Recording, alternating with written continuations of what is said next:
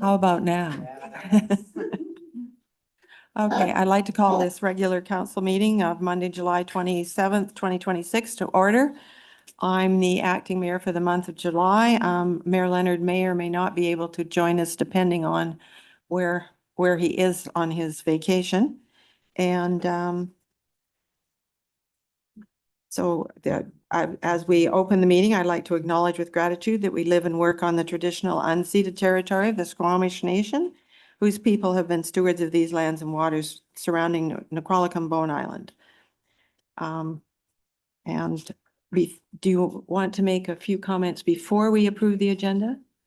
I did, if you wouldn't mind the opportunity. Yeah. Thank you.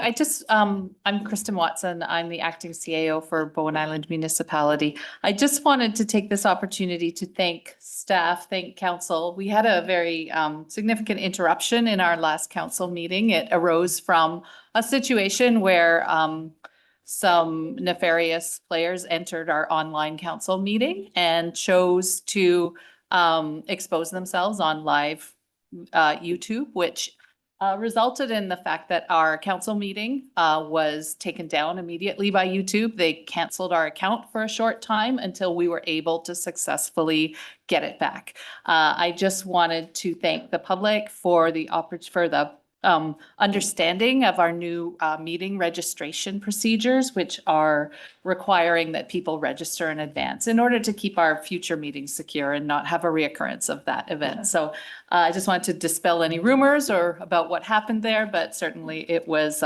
beyond the control of staff, beyond the control of council. And I just wanted to thank everybody for their understanding going forward with our new meeting registration procedures. So thank you very much.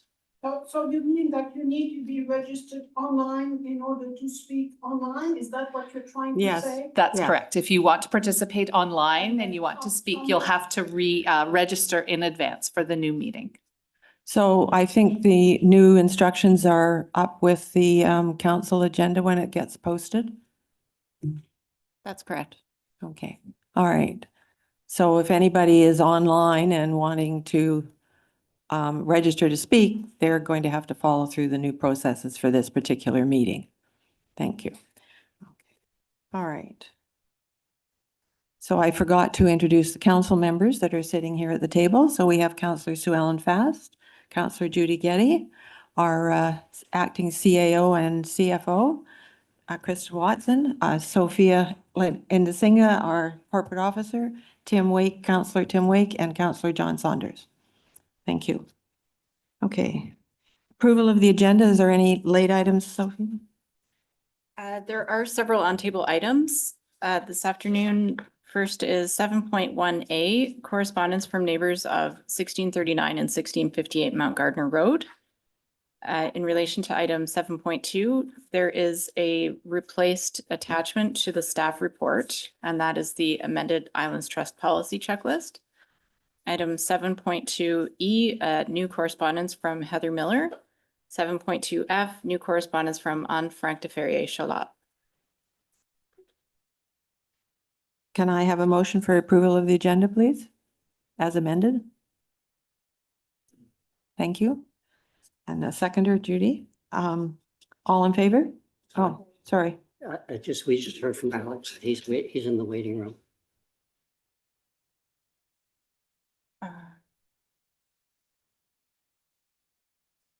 Sorry, I don't.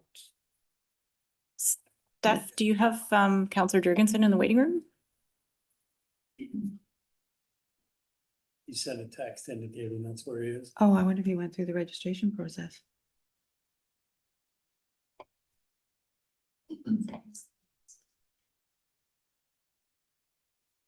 So just to note, our deputy corporate officer is here assisting.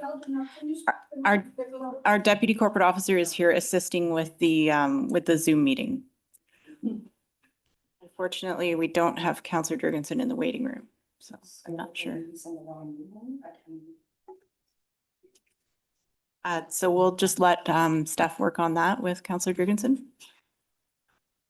So are we okay to go ahead with public comments then? Okay, let's Do we have any public comment?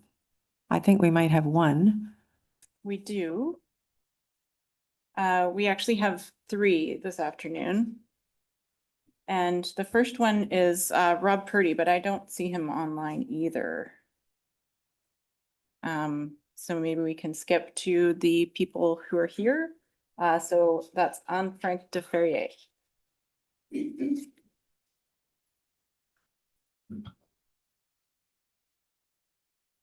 So I'm going to read the letter that I sent and is part of your, whatever it was, on table package.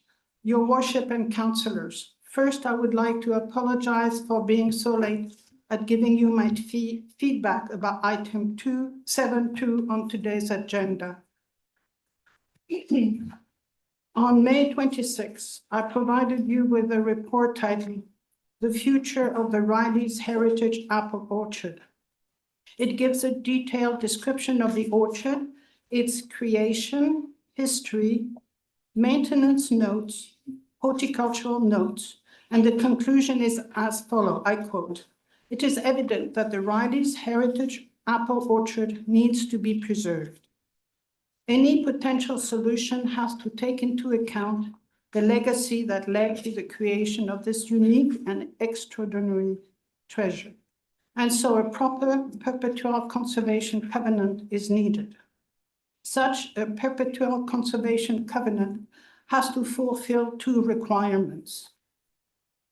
The Riley's Heritage Apple Orchard has to be integrated into a land trust that will monitor the orchard twice or 3 times annually and provide BIM with assessments of the health and maintenance of the orchard.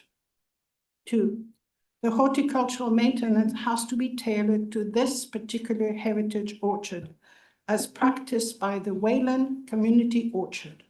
The Wayland Community Orchard have the expertise to give guidance for the preservation of the Riley's Heritage Apple Orchard.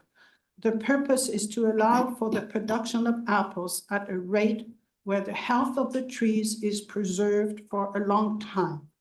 Espaliered apple trees are known for exceptionally long longevity, sometimes even exceeding 150 years. This is in complete contradiction to Mr. Purdy's assertion of apple trees living only 30 years.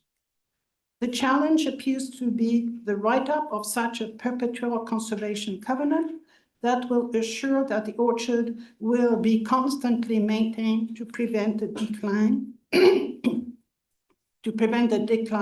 and well into the future in order to preserve this unique and extraordinary Bowen Island treasure. Thank you.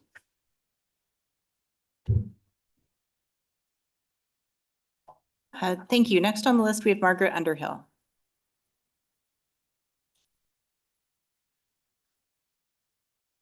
Thank you. This is about 620 Laura Road, of course.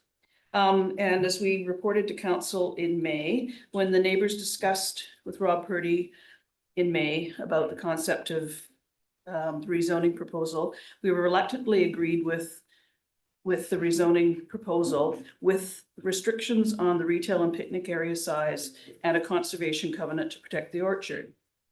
The relationship of the cidery to the heritage orchard has been emphasized by applicants and councils for 5.5 years.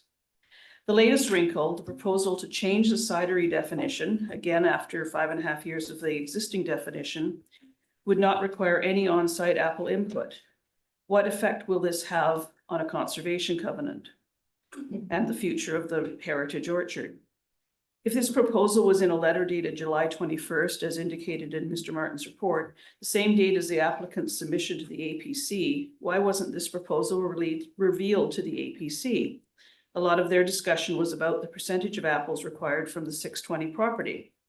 The planner's presentation at the APC meeting still showed the original cidery definition made no mention of a new proposal. This is disturbing at this advanced stage of the process. Thank you very much.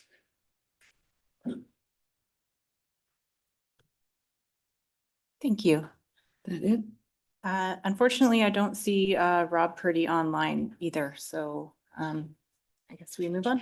Okay, we'll move on to delegations. And our first delegation is an electric vehicle charger upgrade project for the library and the community center. We have representatives from BC Hydro. Is this Phil Garber? Thank you. Thank you. First off, thanks so much for having us. My name is Philip Garber. I'm with BC Hydro's EV charging program and joined by Sabrina Cicero, our community relations manager for Bowen Island. So we approached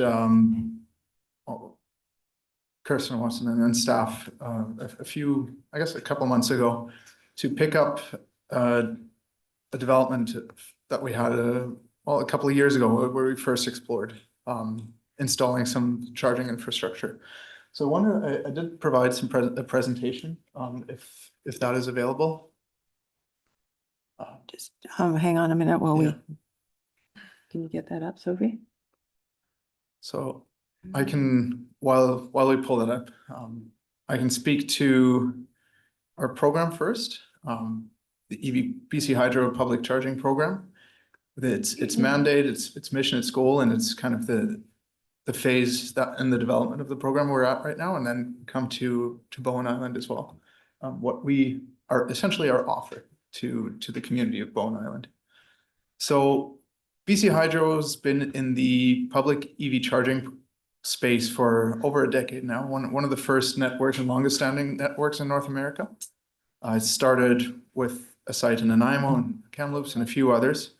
And over the last few years, it's really grown and evolved to become a real, a backbone really to EV electric vehicle travelers in the province. So we, in 2024, concluded construction of the electric highway, BC's electric highway, which essentially connected folks in the entire province. You could feasibly travel from Victoria to the Yukon border or to Alberta, with a charger every 150 kilometers or so. And BC Hydro contributed to that. We can move along a couple of slides here. And to the next slide here, this is just kind of an overview of where the sites are. So to date, we operate 190 sites, almost a little over 900 charging ports across the province. And the electric highway, the mandate was make sure that it's doable driving across the province. So a geographically connected corridor. That meant that communities like Bowen Island were close enough to feasibly, to let's say a charger on the North Shore, to not necessarily be prescribed that we build a charge site here. We didn't have that opportunity under that build out. Now, just last week, the province announced an expanded mandate for BC Hydro's charging program to grow this network from 900 ports to 3,500 ports. Almost quadrupling, at least a tripling, a major investment province-wide. And that allowed us to revisit communities like Bowen Island, where that we had on our higher priority list, where we say, hey, it is a community that has electric vehicles. It is a sizable stock. It is a community that has a sizable visitor traffic too. Even today, I was surprised how busy that ferry was on Monday morning. Turns out I shouldn't be. So that's kind of where we're coming to in the next evolution of our program. So if we click to the next slide, it should speak to or illustrate what some of our sites look like. Our classic branding, equipment gets better every year. If we go to the next slide, it should tell us kind of what we look for in a site. So we have requirements put on us by the regulator, BC Utilities Commission, requirements put on us by our funding partners. That's the federal NRCan program and the provincial Clean BC program. Those include 24/7, 365 unrestricted access. They include a minimum number of chargers, which is now a minimum number of 2 chargers, or in our case, that's 4 charging stalls, 4 charging ports. They include requirements for accessibility. So you see in that picture, this is a site in the Surrey Arts Centre at Bear Creek Park. You can see an accessibility lane and wheelchair accessible. We've actually worked with manufacturers to make sure the the screen is at an appropriate level. As a major purchaser of this kind of equipment, we've been able to work with manufacturers on that. So it is, those are some of the requirements. A 10-year location commitment is also a requirement that we have from our funding partners. And we do, all that in mind, we come to communities saying, this is what we need to make an investment. We understand the context here, that land is scarce, especially in high traffic areas where the amenities are. So this is an offer we'd like to make, right? So if we go to the next slide, one of the benefits of working with us is that BC Hydro carries the entirety of the capital and operational costs related to this site, to the chargers. So it is a sizable investment to install the service connection, the transformer infrastructure, the chargers themselves, and maintain the chargers so that if there's one of the two chargers goes down, which happens not that often, but it does happen, you have to plan for it. We bring crews out to repair those. Now, typically the site host partner will maintain the stalls the way they already maintain the stalls today. So it's nothing above and beyond on the site host partner. That would be what we're offering here is the municipality. And we could provide some information, some data on how many users there's been per month or per year for your own reporting and your own goals. So all that said, I think I have some slides on the locations we looked at. So this is what the chargers look like. 40 cents a kilowatt hour, 180 kilowatts. So what that means, a full, like if a car will now be able to charge in 20, 30 minutes. Our average charge is 30 minutes. A top-up can be 15 minutes, sometimes 45 minutes, depending on this, how empty the tank is essentially and how big the battery is, the tank is. So that's a significant upgrade from the flow chargers that are currently in place at your sites. And if we click along, is it in the same presentation? Yes. So we looked at a few sites working with the municipality. And again, we absolutely know that parking is scarce. We understand that. So what we came to is, are looking to offer is building the site at the library site property. So you currently have two level 2 chargers, 2 stalls dedicated to EVs. With the accessible stall, that would unfortunately turn into 5, from 2 to 5. My understanding that's probably the biggest hurdle is to overcome that. We looked at a few other sites and I can speak to those too, but in terms of our requirements to, as mentioned before, with the accessibility, with the safety, with keeping the construction costs feasible as well is critical, because we do have to stretch these investment dollars that we have across the entire province. So we have metrics to hit, and on a small site, those are kind of tough to hit. So this is where we're offering, and if council and community are supportive, we can look to build that this winter, before next summer. If council and community would like to deliberate further or say maybe let's come back another time, we can come back another time, but I can't speak to how quickly we can slot that into the construction schedule. Because again, come summer, we can build in the whole province. We need to build sites elsewhere in the province when there's no snow on the ground. So I'll leave it with this and welcome questions and feedback and comments. Councillor Saunders. Thank you. Thanks for showing us that. You said you looked at sites, plural. Yep. What other sites did you look at? Yeah, so when we first started screening 2 years ago, we worked with the CAO at the time to explore different areas on the island and quickly aligned that Snug Cove would be the place to make sense, because this is where everyone comes through here, right? Also, when there's a power outage, Snug Cove is usually less affected than the rest of the island, right? As you would know better than I do. So sites that we looked at were municipally owned. So this is one, another one is right out front of here. That at the municipal hall, we costed that out. significant additional cost related to the site here, and my understanding and speaking with Councillor Getty is that these stalls here are even more constrained or more popular than down by the library. So in terms of, we also explored an early stage 2 years ago, the Artisan Square. However, I mean, it's technically probably most sites are doable. It's the way the layout is there, you understand, is less efficient here. Here's 5 stalls for 4 ports. There might be 7 or 8 stalls for 4 ports because we have to place all the equipment, and in the parking stalls here, we have some green space to place the equipment. This is the best option. This is Okay. the least Yeah. difficult option, Okay, yeah. thanks. Municipally owned option. Anybody else got any questions? Councillor Fast? Thank you. I'm wondering if we have data from the flow stalls, and I don't know if this is a question for municipal staff or whether you know, but I'm wondering if those existing stalls, which I gather are slower charging,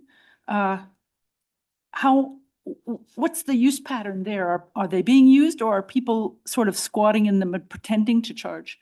I wonder. Through the mayor to Councillor Fast, certainly we can pull the data that's available from Flow, from the corporation themselves that's accessible to us. We can see what kind of statistics we can get from that. And we can also have a chat with bylaw to see what kinds of tickets may have been issued for violations of parking and not being an EV, parking in the EV stall. So I can certainly request that data from staff and get back to you at a later council meeting in September. Thank you, because I'm wondering about the need and what data we might have about those. And I think, you know, do we want to attract more cars? I saw in your slide deck the words "more sustainable future," and Bowen has been heading towards that direction as well, obviously, partly by not trying to attract more vehicles here. However, I think this is a great offer to explore. Do you do bike charging? Because we have 2 bike sheds down at the public wharf that are set up to perhaps at some point charge bicycles. At the current point, our program focuses on cars and larger vehicles than that. Okay, thank you. Councillor Saunders? Thank you, through the chair. Just one more thing. When you, in your presentation, you indicated, you know, there's budget and a plan to move ahead with a bunch, you know, like another 2,500 or whatever it was. And we'd certainly be considered. And then you said, be done next spring or during the winter, ready for next summer, which implies to me there's a deadline here, and you didn't indicate what that meant. What do you need if we were to say, yeah, this is a great plan, we want to do it? What's our time frame? Yeah, it's tighter than I'd like, especially considering just how involved the community seems to be here. We would need to move this into detailed design by the end of this month. So Next week? I would need to come out from this presentation and from this conversation with you and have strong confidence that there will be support to move forward. If not, we look, our program's going to be around. We don't want to say it's this or never going to happen, right? Our program's around, BC Hydro's around. We don't go anywhere. The Hydro just invested in the community here. So we can come back. We can have another conversation. We'll slot it in at a later time. So strong confidence means a motion from council, or like a past motion from council, or just listening to our response here, you go, no, I think they're gonna do it. No, a motion would be great, yeah. Yeah, and if that's not realistic, that's fair. That's Okay. totally fair. Usually timelines aren't this tight by any means. Thank you. I understand that. Councillor Wade? Thank you. through the chair, following up on Councilor Fast's question. So currently we have just level 2 chargers and they take hours. And a lot of people who have EVs on Bowen have their own level 2 chargers at home. I'm just wondering if it would make more sense and save some parking stalls if we just had fast chargers there. And maybe the numbers that we're gonna get will show us how much those have actually been utilized. Yeah, so the proposal here would actually free up those level 2 chargers, municipally owned level 2 chargers to be deployed elsewhere. There will be only 2 fast chargers down there that could charge 4 vehicles at once. Oh, I see. Yeah. Okay, thank you. Councillor Getty? So, council was given an invitation to meet up with, Mr. Garber and, earlier this morning, so, I took advantage of that with the chief librarian, and, we talked about, how basically from BC Hydro's point of view, the space by and correct me if I'm wrong on this, okay? Summarizing, but I remember, that it's almost shovel ready, so that we don't have the detailed plans, but we can get into that process if we agree on the library. And we talked about the real estate being and parking spaces being so difficult in the Cove, and that's not getting any better. And we haven't been able to figure out other spaces that we might be able to use as some sort of municipal government leverage to get more space. And I'm sorry, I'm forgetting the librarian's name. Thank you.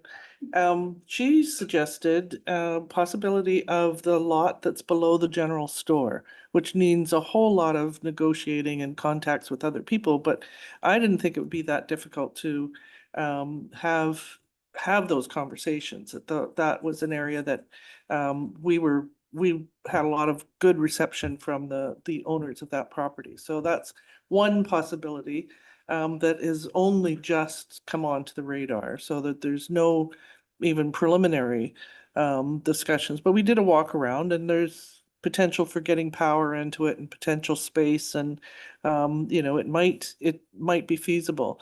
There's the problems with the Artisan Square is that the areas that are parallel parking, there's a cliff behind it. So it's very, very difficult in terms of providing all the requirements in terms of what BC Hydro wants. There's the fire hall, but that's too far away and it's not around the amenities and it's quite isolated. And there's other parts on the west side that were looked at earlier 2 years ago that basically don't fit the requirements in terms of being on the other side of the world and not having any of the amenities that we might get in 10 years. And the other thing is that I think the decision today, from my perspective, is are we gung-ho and we want to push this amenity at the library, or do we think about things and come up with some other plans? Because the program isn't going away. The funding is likely to stay the same or increase. And, do we want more options? And not that they're necessarily going to be available, but do we want to look at them? So it might be a disappointment, but I don't think we're losing the opportunity. So thought I'd put all of that on the table. Fair enough? So I just had a couple for first round, and then I was wondering if you had looked at the area up by on Dorman Road by Village Square.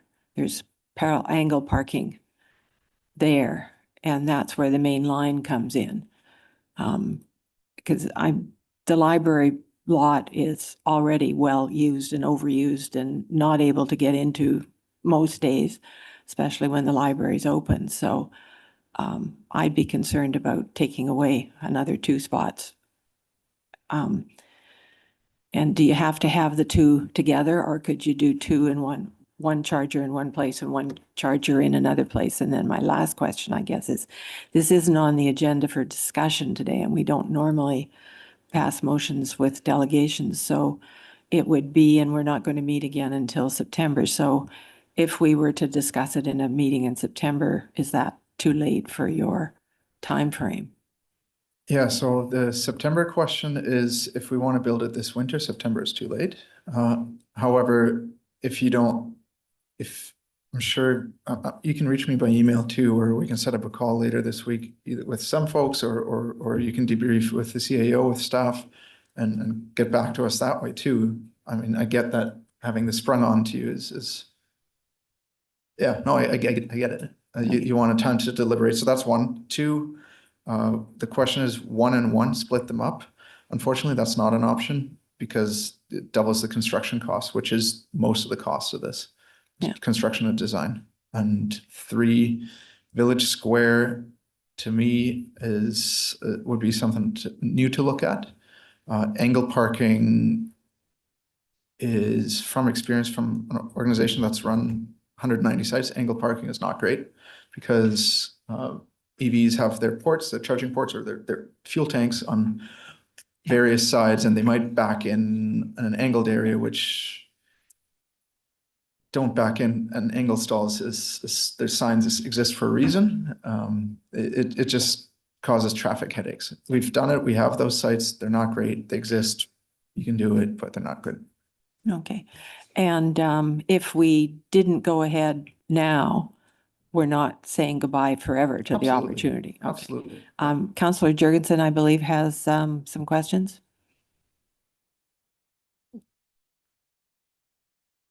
Low audio unmuted. Yes, thank you, Councillor Morse. Through the chair, so if I understand correctly, the accessibility features that you mentioned on this are wheelchair height, is that correct? That's right. Is there any other accessibility features that have been included on these modules?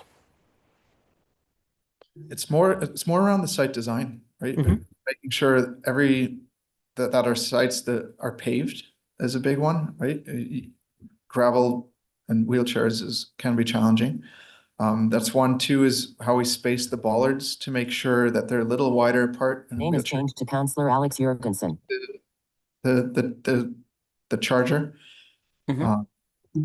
I'd have to go back to and look at exactly what other specs we incorporated or already are incorporated, but essentially we've worked with the manufacturers, the advocacy groups and to make sure everything's aligned and we meet certain features or requirements.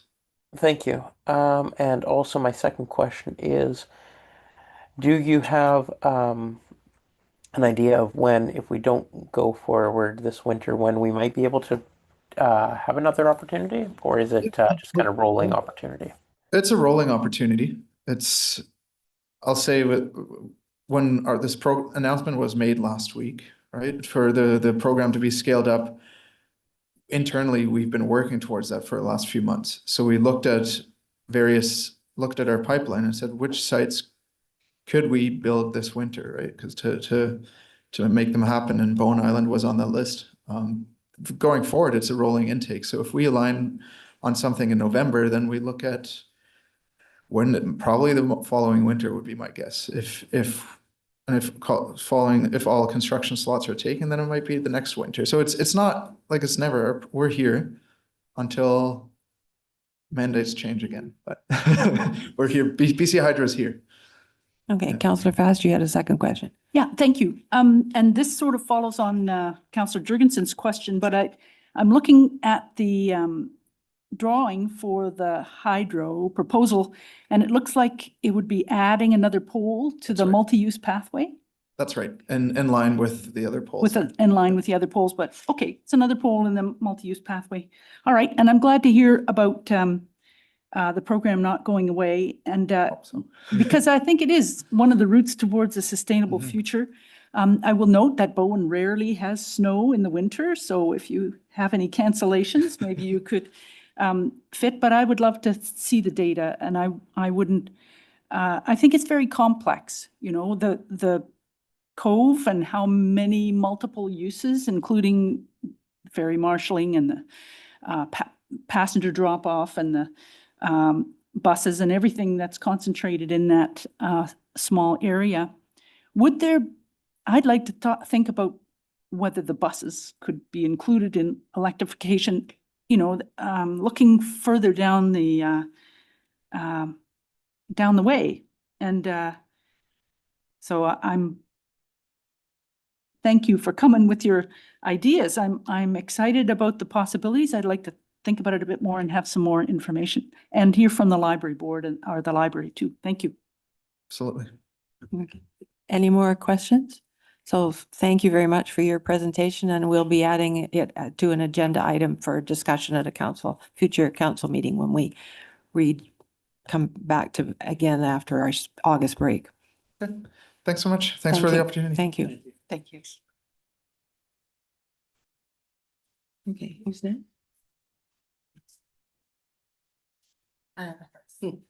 And we've got the Hearth delegation next.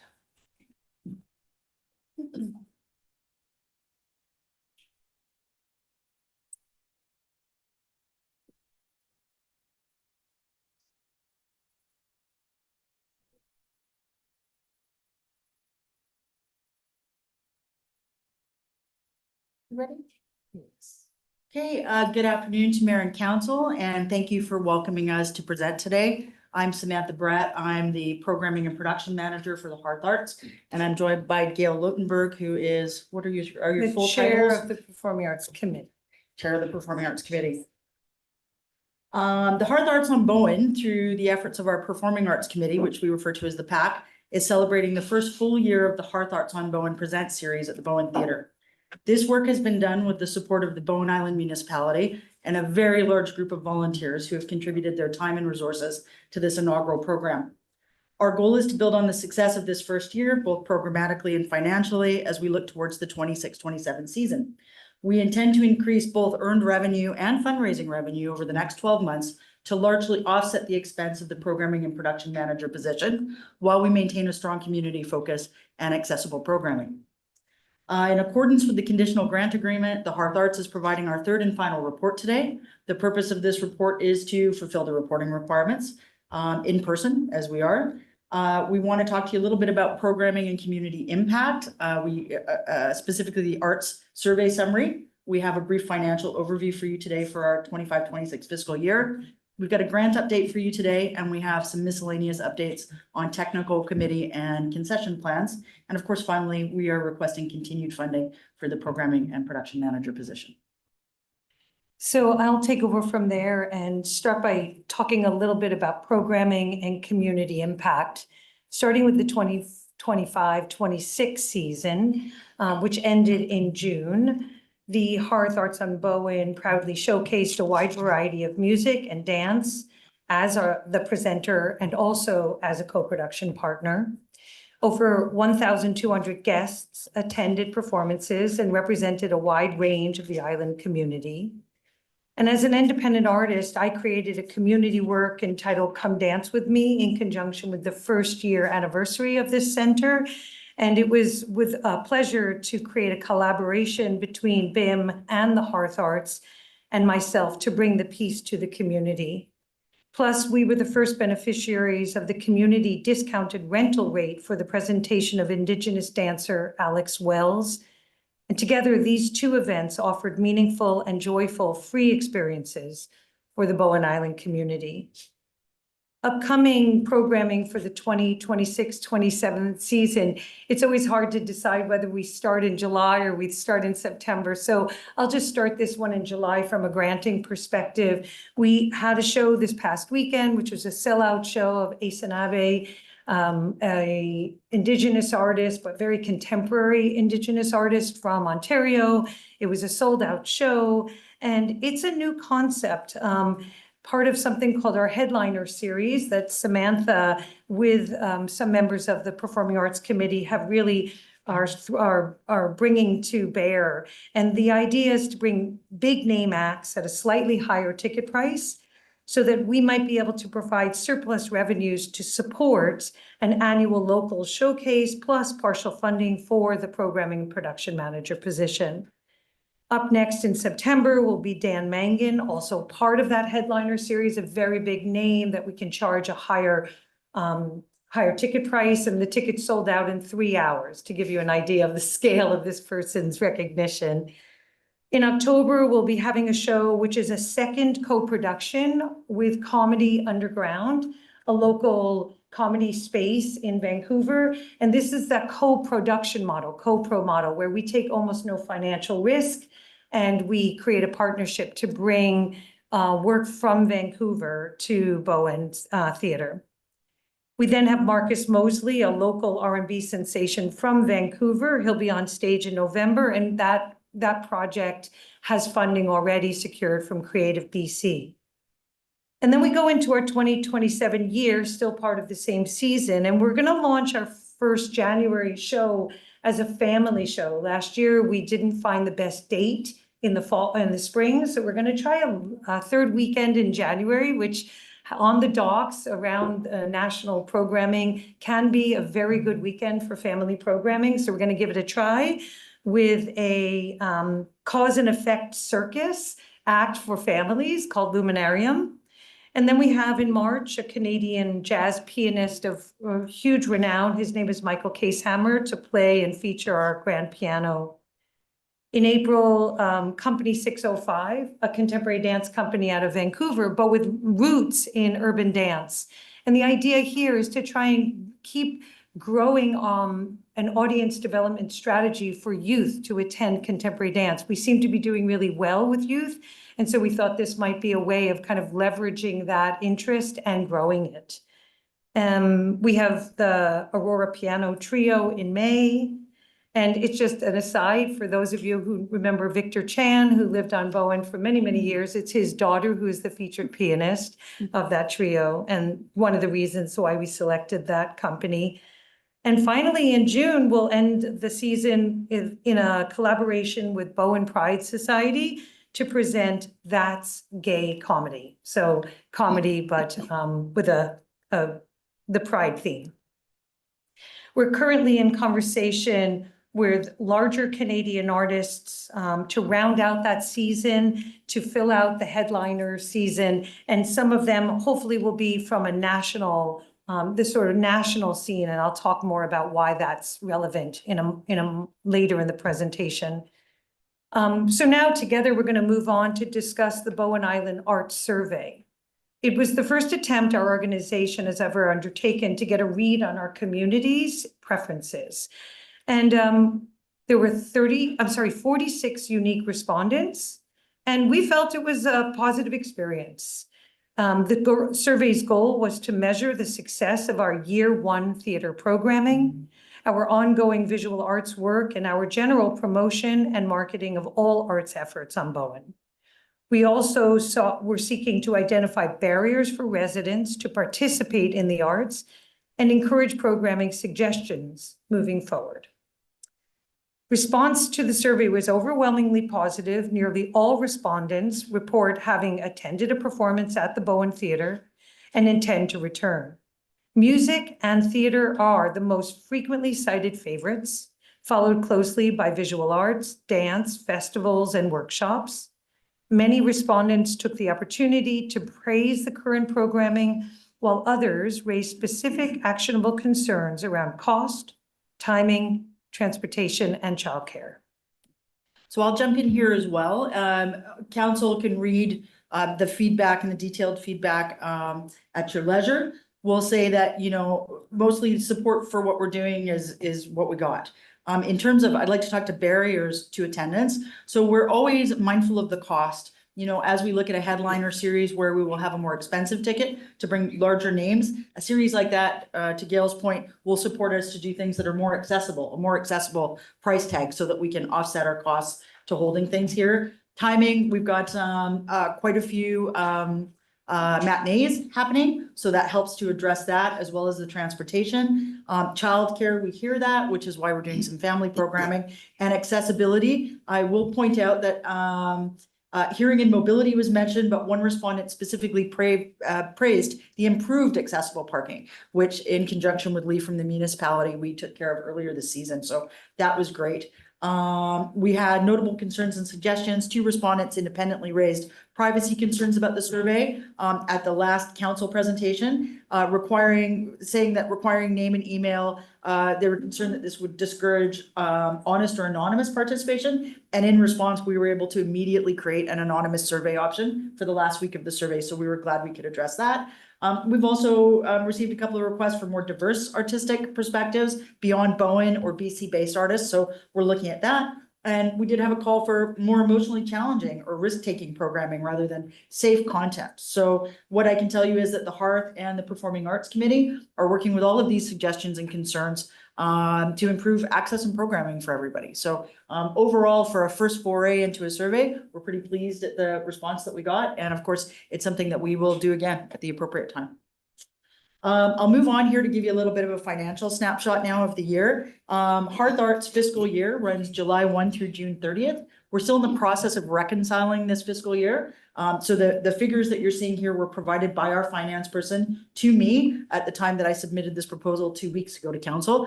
As far as I know, they haven't changed. Right now, this is about as granular as the accounting gets. I will tell you that we are working with our accounting folks and finance on our board to change up our chart of accounts so it's a little bit more granular and we can actually really take a look at sort of in and out of expenses to do with the theater. So we're making those changes now. They have been approved by the finance folks on our board. But for right now, you basically can see that, you know, we broke even. We put a couple of $1,000s in the bank, which is great. So we're very pleased that the first year ended in a little bit of a surplus. I will point out specifically 2 figures I've pulled for you. Total rental and custodial fees paid to the Bowen Island Municipality were just over $6,000. This is from a report that Sienna Valley kindly provided to me it's a receipt audit report she provided on July 3rd. So I'm taking the municipality's numbers when it comes to that reporting. And I will just also pull out the contract marketing expenses. So our marketing manager not only works with Hearth Productions, but as you all know, because I'm sure you all get the newsletters and see the posters and whatnot, we support and promote all arts organizations on the island that provide us with the content to do so. So our expenditure to support all of those efforts was $9,000 over the course of the year.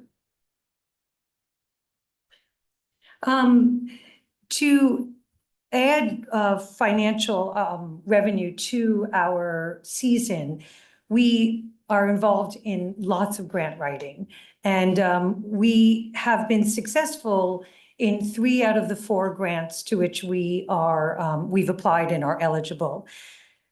June 15th, we apply every year. Before we even opened the new community center, we applied for our first year of funding from BC Live, and we were successful, which is why we were able to put shows on the stage in the first season, starting in April 2024. Did I get that? 2025? Okay. And then we received it again in the following year, and we've put in an application we'll hear in the fall. But I think we're well entrenched in that program. I think we can likely will see success on an annual basis. October 1st is the deadline for Creative BC. We were successful in our first year of application to that, which was a surprise to all of us. Not many arts organizations in British Columbia have thought to apply to that small little program with Creative BC, and somehow we managed to figure that one out, and we're in, and let's hope, fingers crossed, it will be an annual. And on October 15th, we applied to Canadian Heritage for the first time. It took a lot of steps to get to eligibility for that. We did put in a strong application, but it was denied. And we spoke with the program officer, who told us that it is very rare for a first-time applicant to be accepted. They were happy with the application, except that their only caveat was that they felt we didn't have very much national representation of artists. And so that's something that's going to have to go back to the Performing Arts Committee and to see how far we want to stray in our programming, not from Bowen, but not from British Columbia. Do we want to get into more nationally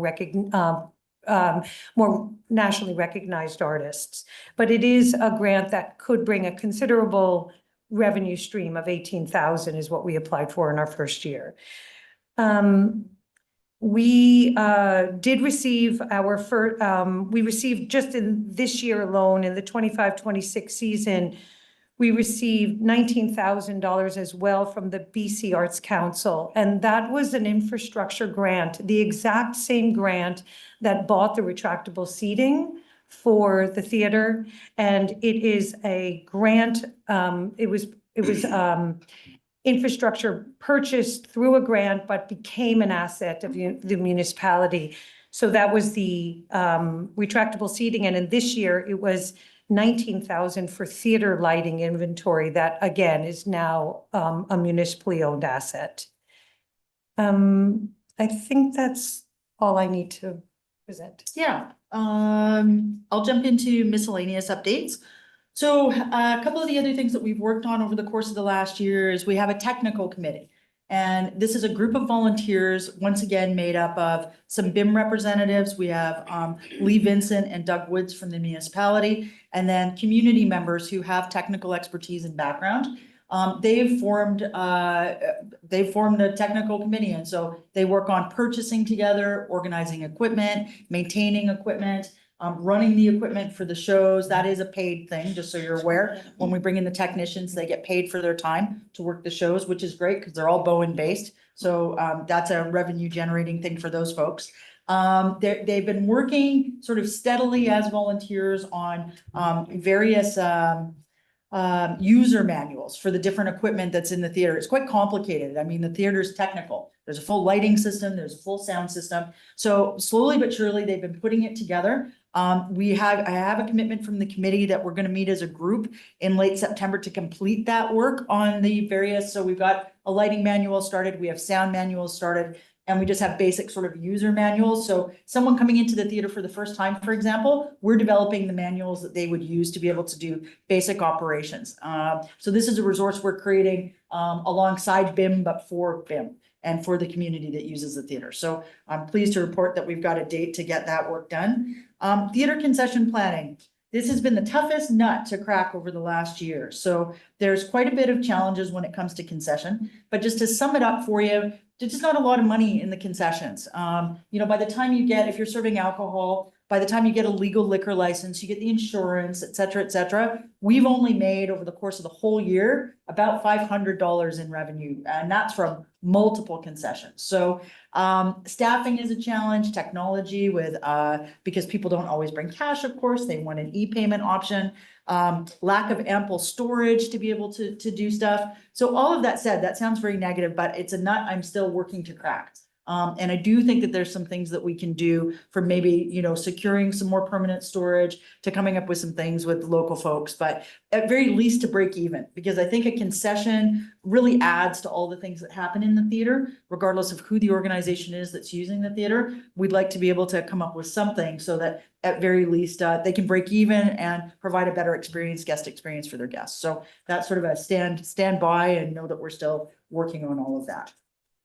Conclusions. Theater programming has demonstrated strong attendance, community support, and financial performance. The Hearth is very happy to contribute to municipal revenue through rentals, fees, and external grant funding. My role, the programming and production manager role, has really been essential in achieving operational and programming goals to date. And we're really hoping for continued investment to support the further growth and long-term financial sustainability. I would just like to add some personal thoughts. I've been with you guys over the last year, and I've really enjoyed my time with the Hearth. Thanks to our amazing volunteers, it's been a great year of learning and growth, and ultimately success. I think everyone can sort of give themselves a pat on the back. I believe we're now in an excellent position to significantly grow programming and revenue into the future. And I want to just finally thank everyone who supported me with all my work. I mean, I've run around the island, I've met with dozens of people, yeah, it's been quite an immersive experience, but it's been a good one. And I feel like, yeah, I feel like our efforts have really benefited the community here. So thank you so much for all your support. And recommendations, hoping you'll approve the funding for this position. We would also like to have Mayor and Council direct the appropriate municipal staff to work with us to refine this role and the responsibilities and performance measures for the position. I think that's important as we go into year 2. And finally, thank you for receiving this report for information. Thank you. Does anybody have any questions for the presentation? And thank you for an excellent presentation. Councillor Getty. Okay, thank you, and through the mayor or the delegate. So I think that it's, I'm a little bit worried in terms of the sustainability of the position, okay? So that it's grant heavy in terms of this budget. I'd be very, very interested in all of the granular details in terms of, you know, where we can try and help sort things out so that it, without raising ticket prices beyond what our audience is used to and what they are, you know, willing to pay. And if they, you know, this whole thing in terms of wanting something that's a little edgier, whether or not we can afford it to have it in this theater.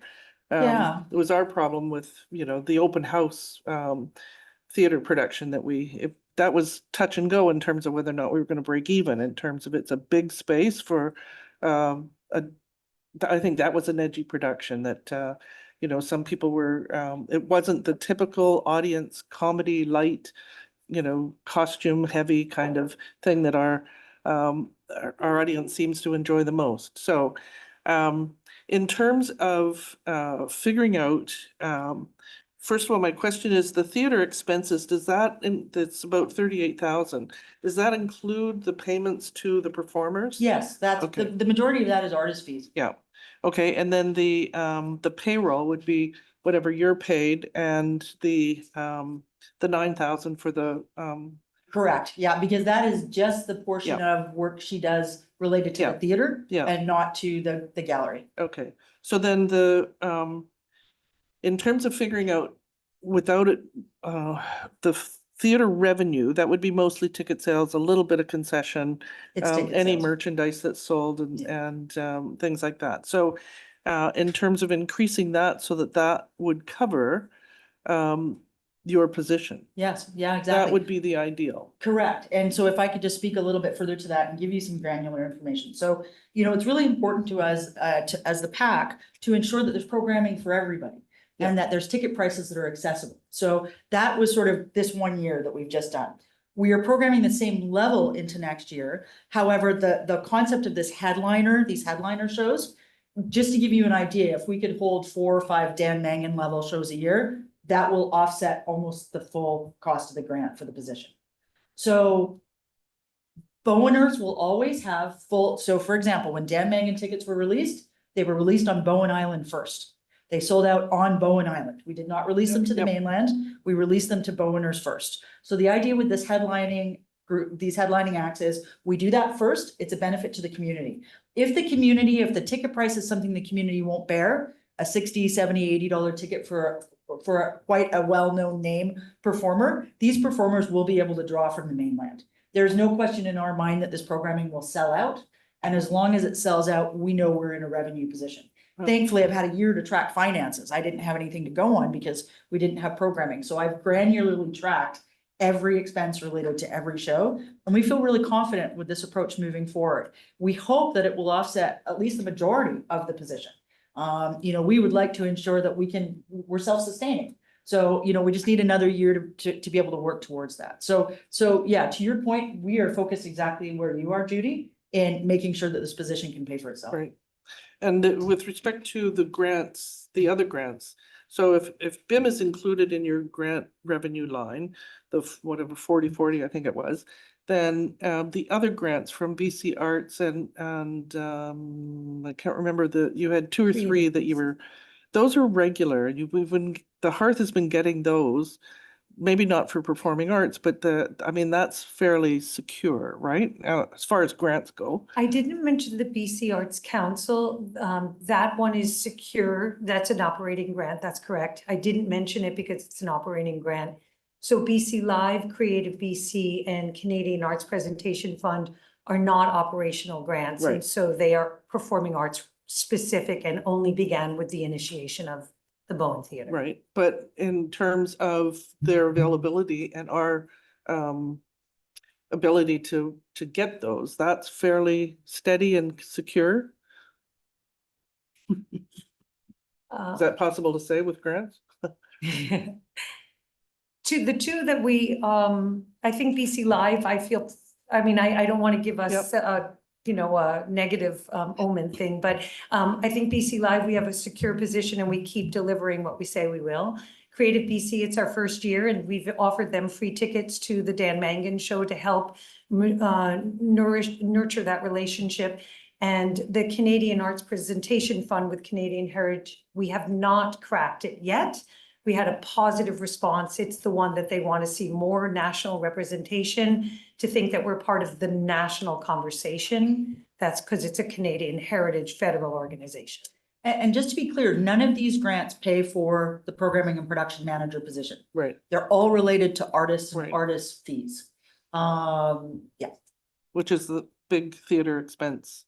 Okay, so in terms of sustainability of the position, which has been fabulous, and it's, very, very essential in terms of getting this kind of program, both with respect to all of the work that the Performing Arts Committee is doing to support that, but all of the work that you've been doing. But in terms of making that sustainable, it seems to me that we can't necessarily rely on the grants, although they help pay for performers, but we do have to figure out how to get the revenues up. Yeah, And it's this headlining approach that we're taking. And we're in conversations right now because of the fact that none of them are contracted. I can't share the names with you, but they are all Dan Mangan level. And for those that attended the show on Saturday night, Asanabi is a 4-time Juno Award winner who headlined the Folk Fest in Vancouver. And here he is performing for 179 people on Bowen Island a week later. So, we feel the other thing that we're really doing is, we care about artists a great deal. Most of our organization's volunteers are artists themselves in their own right. And I think that the artistic community in Canada is getting to know us. We're dealing with agents, major agents across the country. And I think people are really starting to twig that this is a very cool place to come and perform, and that the support is really here. So I feel like the momentum is on our side, Judy, when it comes to programming in a way that will be financially remunerative. Yeah, we're gonna have to start, maybe not this council, but we're gonna have to start talking about budget. So, if it's not sustainable and in terms of keeping 35,000 in our budget for that position, then the $2,000 profit has to increase considerably. And that's Absolutely, gonna be yeah. ticket sales. Absolutely, Okay, and we've so really the learned a lot. realistic discussion in terms of, whether or not this is going to be limited to a two-year term, Mhm. or whether or not the future council is gonna have to consider, do we want to support this program? And if so, why? Yeah, and I will So- tell you that our hope is that we greatly offset it. Yep. That if we come back to council for year 3, it would be for a significantly lower amount. Yep. Just to support the growth of the program. So that is where our focus is. And again, after a year of finance, we now have data, financial data, which really, really helps us when it comes to programming and planning. And Councillor Jurgensen has his hand up. Press the Andy plus. Hi, this is not a question, Councillor Morse, but I just wanted to let you know I've been here since the beginning of the meeting, but not been feeling well, and I'm going to have to step away from the meeting. Thank you. Hand lower. Any more questions? Well, thank you for your presentation. That was very, very interesting. And the agenda item on renewing the contract is coming up under the consent agenda. Wonderful. Thank you so much for your time. Thank you all. Okay. Given that, we're now on to the consent agenda. Is there anything anybody wants to pull? Councillor Getty. 12.3 and 12.5, please. Anybody else?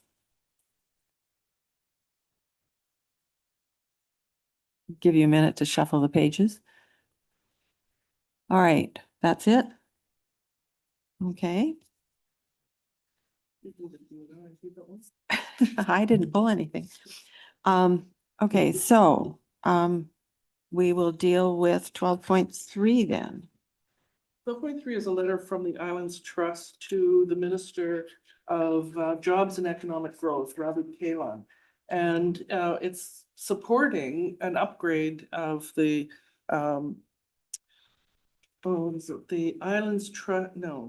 Islands Coastal Economic Trust, ICE-T. And we're part of the Islands Trust, so we're signatories to this underneath the chairman or the chair. But I was wondering whether or not, because the map for iced tea specifically goes around Bowen, and we're part of the trust, but we're not, we're carved out of this iced tea, whether or not we want to renew and emphasize that it would be extremely wonderful for us if we could be part of this economic trust. They do have excellent funding, and they do have excellent programs that we could quite happily participate in. So I'm wondering if we want to supplement and augment this in terms of asking the minister again to consider a slight amendment to their map to include Bowen Island. We have had grants from ICE-T. Yep. And we've had to get permission to apply, but we've not had a problem, but it's an ongoing thing. So I guess if you want to make a motion that we, All right. Then I would move that staff draft a letter to Minister Kalon or the Minister of Jobs and Economic Growth to supplement the letter from Islands Trust dated July the 9th, 2026 to request that the map of the Island Coastal Economic Trust be amended to include Bowen Island. So we have many of the same needs and features and interests as all of the other islands in the trust. And are you wanting all of that last bit in the motion? sorry, okay. Okay.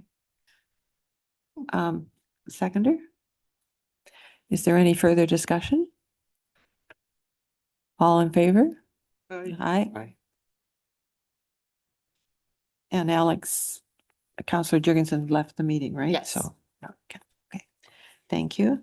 Okay, 12.4. 12.5. Oh, I'm sorry. I thought you said 12 point. Oh, sorry, So this is a 12.5. letter from Sue Rickett to Mayor and Council asking for reconsideration of the Fire Smart bin that was out at the Fire hall second number fire 2. hall, and how useful it was to lots of members of the community. And I think what's happened is that it may be more complicated than just having people put well, there was garbage that was put in with the green waste, and I think the excuse that was made public was that had contaminated it, so that it was not accepted by the recycling. But I think it might be a little bit more complicated in terms of funding sources and the amount of time and energy that it took. So I would like staff to investigate, and I meant to mention this, ask Carla whether or not this was possible in terms of our environmental planning, to see what the barriers would be and then the feasibility of us somehow working with funding sources and other people in the community to reinstate this, because it is a really good service.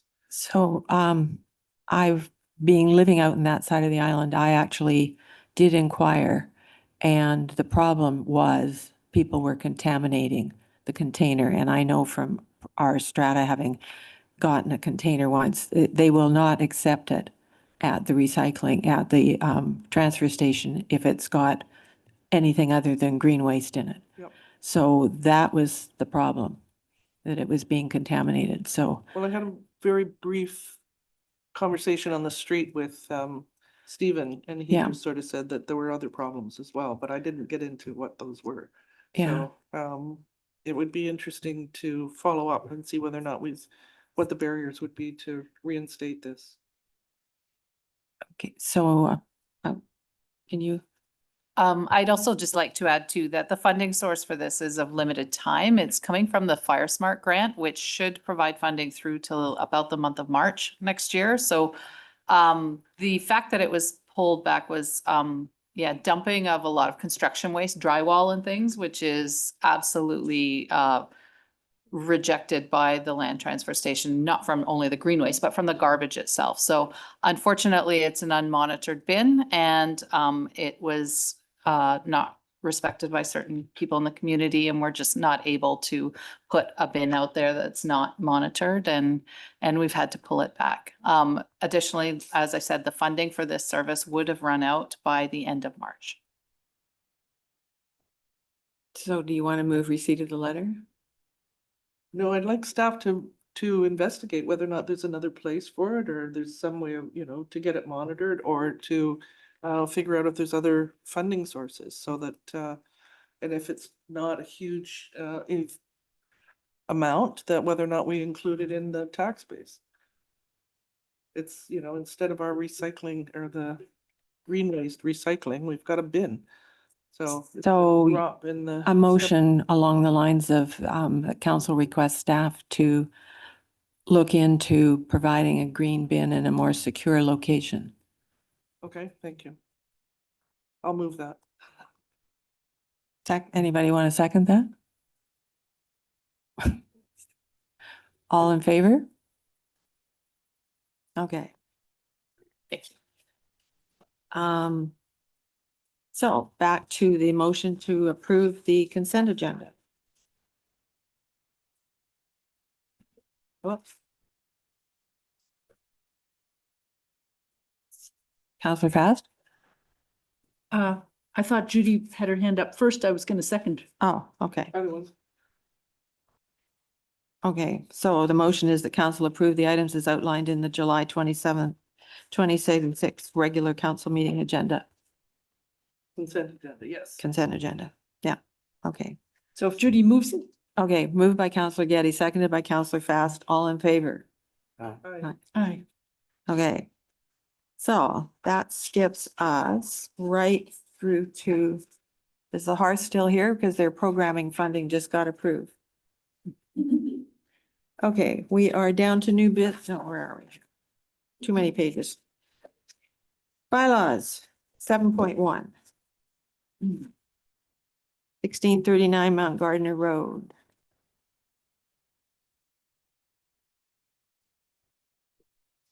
Thank you, council. Sorry, quick technical issue. Didn't realize with presenting in person that be affected by the new Zoom rules. If I can be let into the meeting, I'll be able to screen share. If not, I've got the presentation saved in the council folder. If you could open that up. Oh, you've got a PowerPoint you want to present? Yeah. Yeah. Okay, I can run the presentation. Okay, thanks so much. Doesn't matter what speed up until you get to proposed conservation areas, and then just sit there. Then I'll let you know.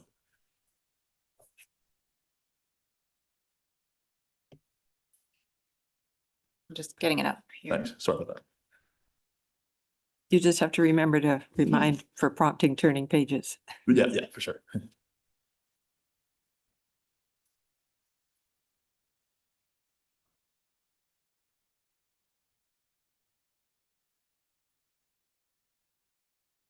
Perfect. So like I said, it doesn't matter how fast you go until the proposed conservation area map.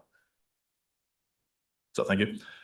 So this report is to present the amending bylaw for first reading to amend the zoning of 1658 Mount Gardner Road for the purpose of establishing a smaller lot size and allowing this land to be subdivided from 1639 Mount Gardner Road. So the bylaw is attached as bylaw number 723, 2026, and it will rezone the property to a new zone variation called SR2F.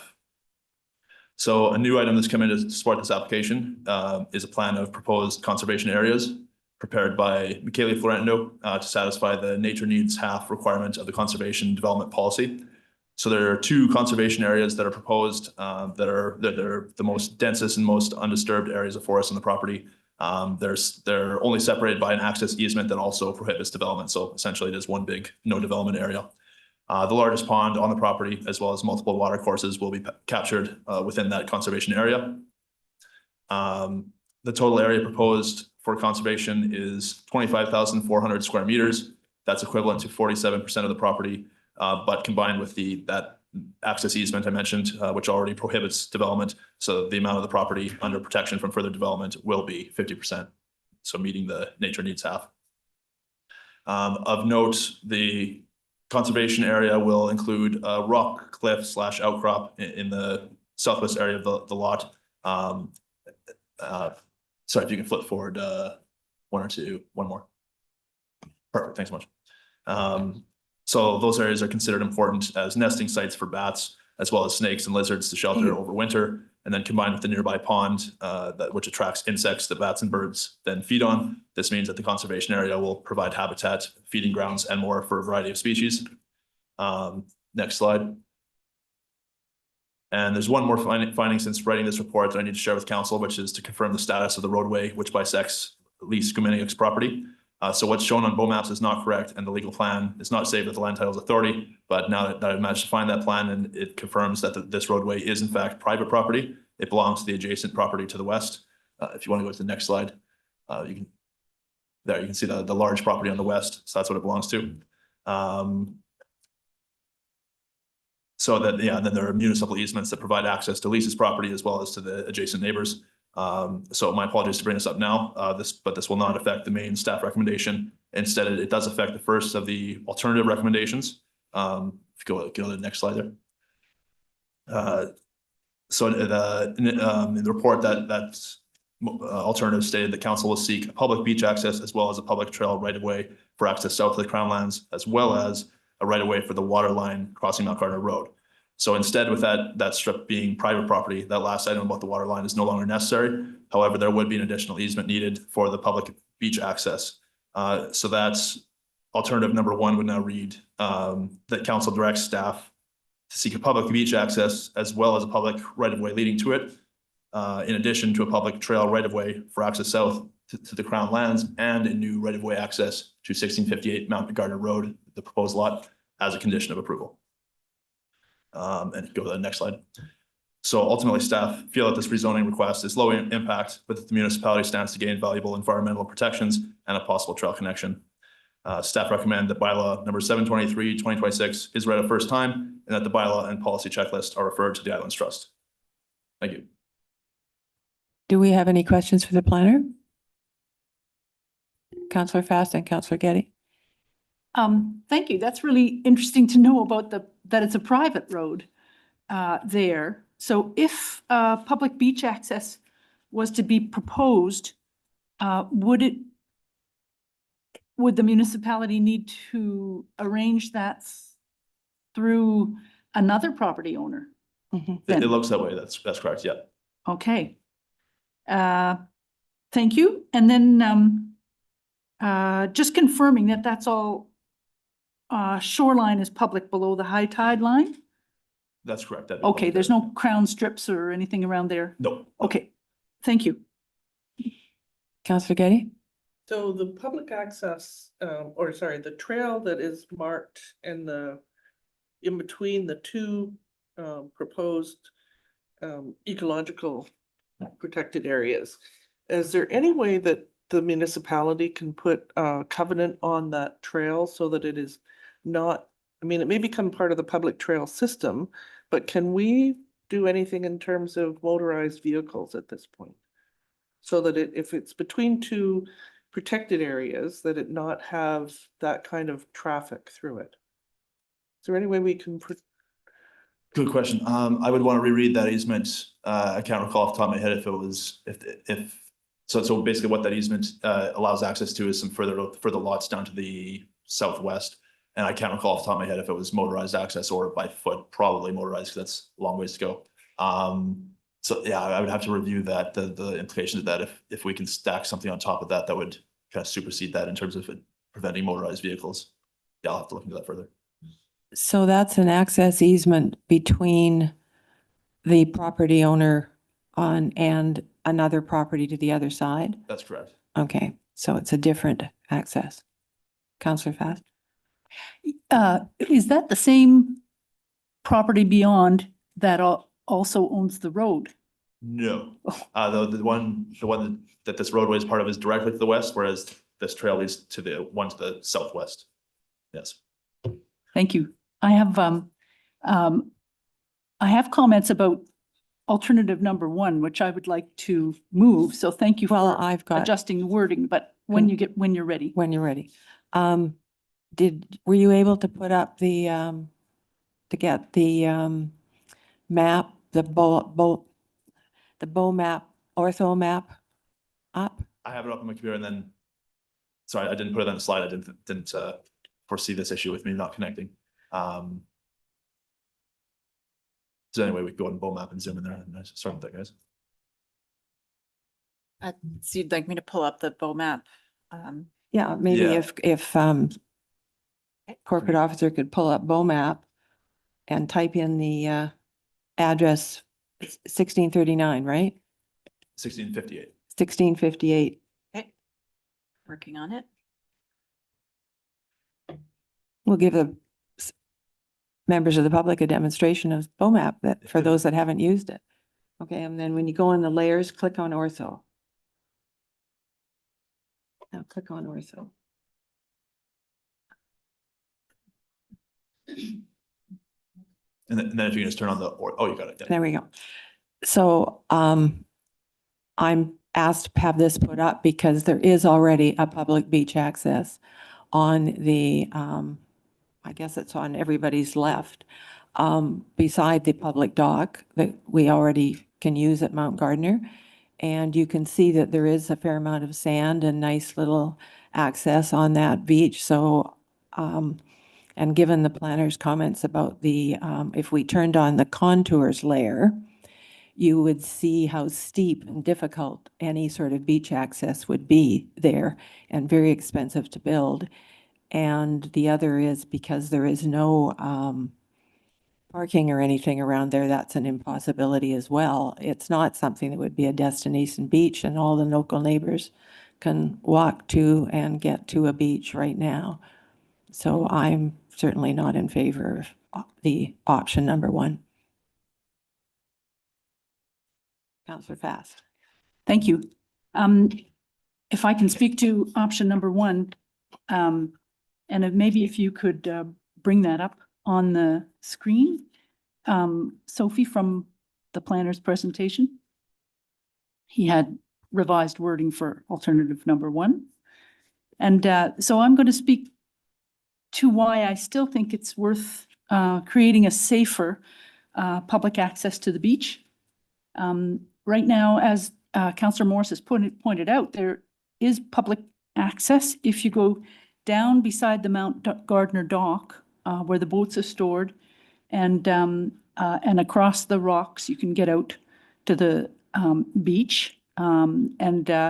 It's slippery rocks. It's not the safest. I have to confess, I haven't swum there, so I can't remember exactly. But I'm looking at the Islands Trust Directives Checklist and number 5.5.5, which I see on, I believe in your checklist doesn't have a check mark there. It says local trust committees and island municipalities shall in their official community plans and regulatory bylaws, which this would be as a rezoning, it's changing in our land use bylaw, right? Okay. Address the identification of sites providing safe public access to beaches, the identification and designation of areas of regional significance, and locations for community and public boat launches, docks, and anchorages as well. So mostly, I think the Mount Gardner dock public access is used for boats and people to go out on the docks. And I'm not sure, and to store their private little boats under the dock and access the water that people do. But I'm not sure that I've ever seen swimmers there. And I'm not sure how much it's used, and I'd like to investigate that. I know in the parks plan, which is also not referred to in the planner's comments, maybe it was in your earlier report, I don't know. But it speaks to the official community plan, includes recommendations to guide the development of municipal parks, trails, and beach areas on Bowen. Parks plan expands on this. And I won't go into huge detail, but just to mention that some of the goals on the parks plan are promote walking, hiking, cycling, horseback riding, and trail. We're talking about trails. And this is a publicly maintained, taxpayer-maintained road up until this lot. I thought it was all the way along, but apparently not. Up to the edge of this rezoning, correct? Yeah, okay.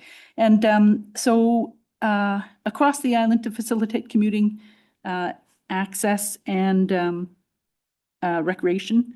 Number 3 goal is beaches And so there's 3 goals there about all ages and opportunities to experience the island's beaches, protect shoreline, support non-motorized water-based recreational opportunities. And then goal 4 is to acquire beach accesses. And this one I wanted to point out doesn't come often, this opportunity to acquire a beach access. And I think that some homeowners in this area, including the prospective private lot uphill, might like to walk down to the beach and swim at some point in the future. People on Bowen enjoy swimming. I think it's worth exploring these ideas that are in our major guiding documents, and the idea of safer public access to beaches. I think people swim from the Mount Gardner dock, which I don't know how safe that is. And those slippery rocks going down to the water below the Mount Gardner dock. Having watched my some family members sort of teetering on the top of them, I think a safer public beach access at a lower, that's easier to get down to the water, might be worthwhile. And so I just wanted to suggest that it might be something that other property owners around in the neighborhood might enjoy, particularly if they've got dock that's going to take several years to replace or something like that. They want to get down to the water. Of course, there's the Mount Gardner dock beach access, but it's my feeling that that's getting busier with smaller boats and people coming and going. So I just would like to move the motion that's on the screen as the alternate one. I move that council direct staff to seek a public beach access as well as public right-of-way leading to it from Mount Gardner Road, in addition to a public trail right-of-way for access south to the Crown Lands, and a new right-of-way access to 1658 Mount Gardner Road as a condition of approval. I have a question. Councillor Getty? Before this gets seconded and we have a discussion on that motion, the recommendation that was in the agenda was to have first reading and refer that to the trust with the checklist. So does this motion to have staff explore some other beach access and rights of way delay that process?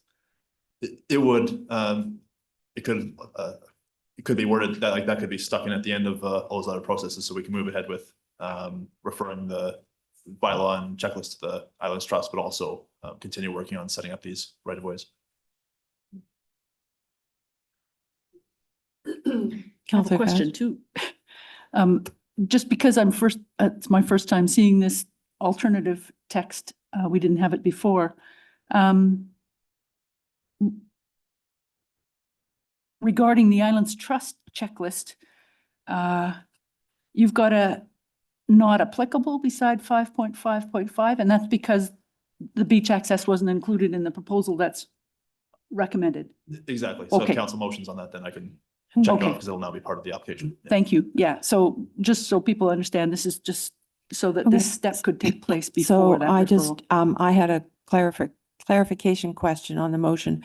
And then we'll look to see if anybody wants to second it. It says in addition to a public trail right away for access, that's already in the proposal, isn't it? Correct. Okay, so basically what this motion wants to do is just the first 2 lines up to the comma. Because the other is already covered off in your package. True. Yeah, thank you. So is there a Sorry, seconder for the motion? clarification, There's 3. There's beach access, there's right-of-way access to 1658 Mount Gardner, and there's access south to Crown Lands, right? But those, from what I'm understanding from the planner, are already covered off in the Water package. Sorry, I guess only the middle one. Only the middle one. The public trail right of way for access south to Crown Lands, that's included in the applicant's amenity package, but I guess so. Sorry, so yeah, the first and third of the lines there would be the ones to add. Okay. So there's no access to 1658 Mount Gardner Road in the package? No. Sorry. And, but is that needed because of the fact that the road isn't a public road all the way along? Exactly, yeah. So they already do have easement to can't remember can't remember the name of the address, the large portion on the south. So at the moment, this is one legal parcel, so they had their legal access, but now they'll be severed. And that will be a private roadway separating them. Yeah, we'll need public access to get to that new northern portion, 1658. So you really have three things. So in which case I might want to ask to have it severed into three separate motions. So is there a seconder for the motion?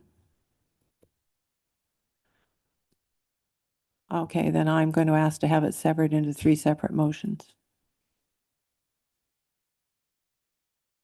You do that after it's seconded, or is that? Yeah. No, you do it after.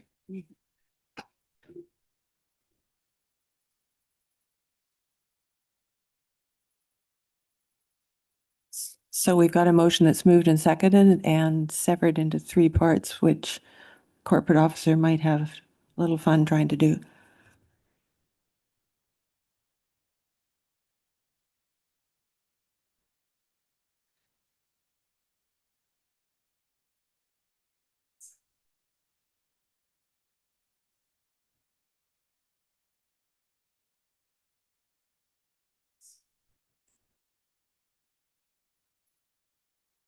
Okay, so on the first clause, the council directs staff to seek a public beach access as well as a public right-of-way leading to it from Mount Gardner Road. All in favor? Opposed? Councillor Getty, you I'm not keeping up, so, I've abstained, which counts as a positive. can't. Yeah, okay. Okay, in the second one, in addition to a public trail right-of-way for access south to Crown Lands. And is that already covered in the package now? No, okay. So, maybe that, so, a public, do we leave out the word addition in there? If we severed it, or does it matter?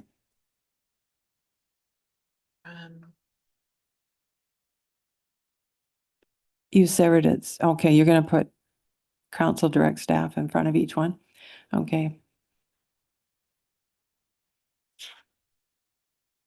All right, so the council directs staff to seek a public trail right-of-way for access south to the Crown Lands. All in favor? Opposed? Nobody's here. And a new right-of-way across access. And that was one you've got in your report, right? This last one? No, sorry, this is new. Because we just found that that's a private roadway, so Okay, this is just okay. a need that was identified. So you need this one. The council directs staff to seek a new right-of-way access to 1658 Mount Gardner Road as a condition of approval. All in favor? Favor? Yeah. Opposed? Nobody's else is here. Okay. All right. So now your main one is first reading? Correct. Okay. So would somebody like to move that bylaw number 723 cited as Bone Island Municipality Land Use Bylaw number 57, 2002 Amendment Bylaw number 723, 2026 be read a first time? Second? Thank you. All in favor? Aye. Okay, okay. Or carried you If to, the staff investigate the other rights away and it's attached to this, then does this come back with those amendments? Those, if they are organized, then come back as an amendment or something? And go back to trust after that? So we'd be referring these bylaws and checklists on this trust, and then ultimately those would be those easements right of ways would be a condition of approval, so we'd have them set up before this bylaw is ultimately adopted. That would only be, this bylaw at the end of the process would only be adopted if those things have been secured. Would that have to go back to trust? No. At the end of the process, yeah, after final reading, but before adoption, this goes back to the Islands Trust, yeah. Okay, we on to 7.2 now? We Chair, didn't vote. Oh, sorry. I believe the second and third part of the motion on the agenda needs to be voted on. Oh, So Did it's we- that council refer bylaw number 723. sorry, I didn't flip the page and read that. Did we vote on the first one? Yeah, we did, and I didn't flip the page to add Yeah. okay, that it be referred. So we need to move that council refer bylaw number 723/2026 and the attached Islands Trust policy statement checklist to the Islands Trust, and the council directs staff to return with the results of that referral. Can I ask a question? Yeah, Since we've passed this motion about the public beach access be explored, number 5.5.5 on the trust directives checklist, would you put that in a note on there, or will that be included in the referral to the Islands Trust? I'll include it and I'll tweak the, like specifically the 5.5.5 section. I'll confirm that one and when I send it to them, yeah. Thank you.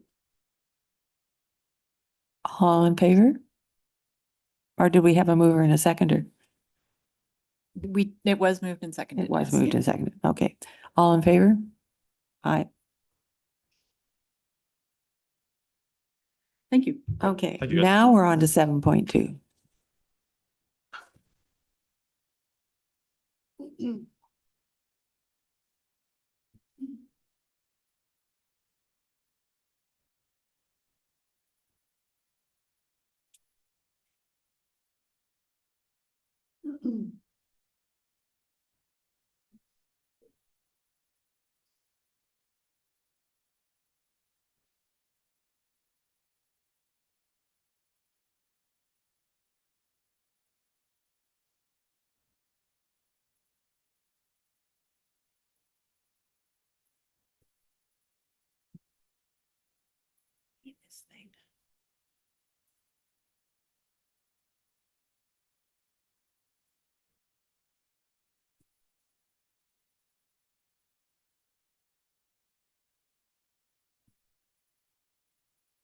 Are you ready?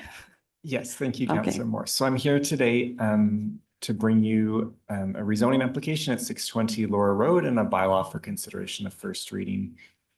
So by way of background, this is an application at 620 Laura Road. It's at the intersection of West Side Road and Laura Road on the west side of Bowen Island. And the application that is before you is to seek the cidery use at 620 Laura Road. By way of background, this was last before you, May 25th. And at that point, we brought a revised application to you that council referred to two advisory committees and directed staff to prepare bylaws to amend the land use bylaw to allow the development proposal, and directed staff to provide notice of first reading of the land use bylaw amendment bylaw as required under section 467 of the Local Government Act. And that's the section that is to provide notice in lieu of, to provide notice of first reading when a public hearing is not being held. Just some background on the property. The property is zoned rural residential 2, and that allows the uses that are allowed in all of our rural residential zones. So that includes dwelling, agriculture, stable, kennel. It allows a list of accessory uses that includes residential guest accommodation and home occupation.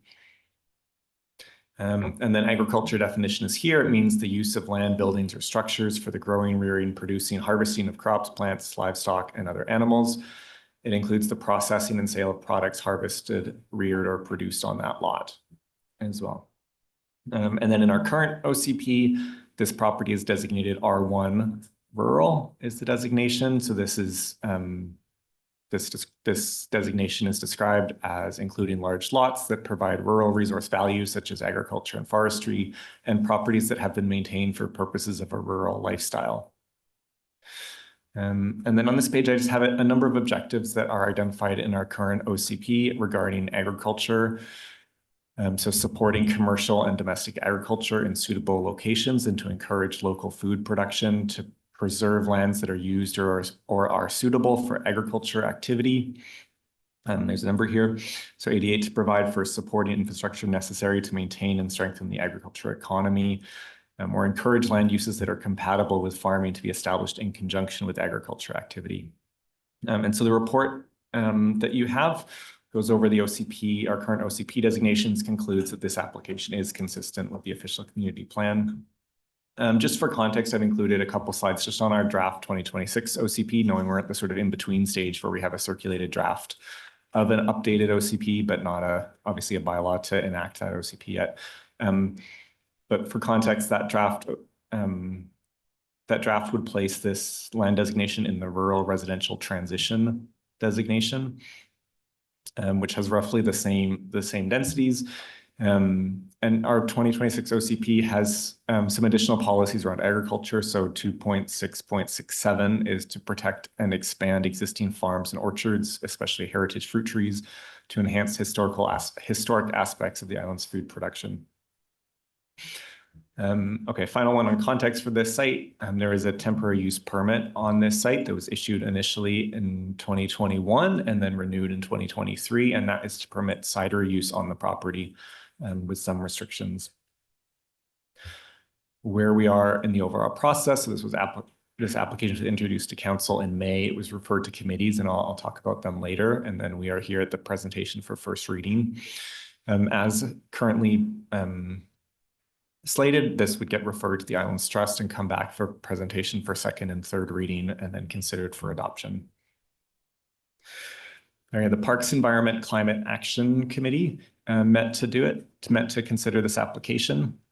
So they recommended that the proponent meet BIM's conservation development policy, so protecting 50% or greater of the property for conservation purposes, including using conservation covenants to include the Heritage Orchard, Murray Creek, riparian areas, indicating on a map where it is. They were seeking an assessment from a professional hydrogeologist and a registered on-site wastewater practitioner, and looking for clarification on quantity and composition of solid and liquid waste, and consider restriction on or a limit on cidery output if deleterious effects are anticipated with a significant increase in cidery production. And then the Advisory Planning Commission met last week to discuss, and they provided recommendations regarding environmental waste management assessment be required. They recommended consideration of the rezoning be deferred pending completion of the Grafton Lake Watershed Management Plan. They wanted consideration to, through the conservation development policy, preserve the diversity of the existing heritage orchard, and they recommended council should still consider having a public hearing for this application. So then, as directed by council, staff have prepared a bylaw to amend the land use bylaw to enable this development proposal. So it would rezone 620 Laura Road to be in a zone variation, so RR2A. So a zone variation works by varying the zone in certain ways, but leaving the rest of the zoning the same. So this zone variation would allow cidery as a permitted use. It would say the cidery may not have a lounge endorsement, which is a thing that's open for cideries in BC. Essentially, it functions like a restaurant, would be a lounge endorsement. It would set maximum floor area of the retail space at 25 square meters, which is about the actual size of the retail area, and the maximum area of the exterior patio space at 80 square meters, which again matches what's there on site. And it would set the same hours as in the temporary use permit, 11 a.m. to 7 p.m. daily. And then the bylaw itself would include these two definitions. So the cidery is the same definition that's in the temporary use permit, with the difference being, I think the temporary use permit just is lounge area. And then we felt like if we were calling it out as something that's not allowed, we wanted a definition. So we've included a definition of lounge endorsement as well that matches what's from the, I think the LCRB. Says, just notice was given at first reading. So within properties of 300 meters of the property, it was included in the undercurrent and on our municipal website. And so you've heard from two of the neighbors today, and we have letters in the package from those neighbors. We also have letters from people outside of the notice area as well, or from a person outside of the notice area.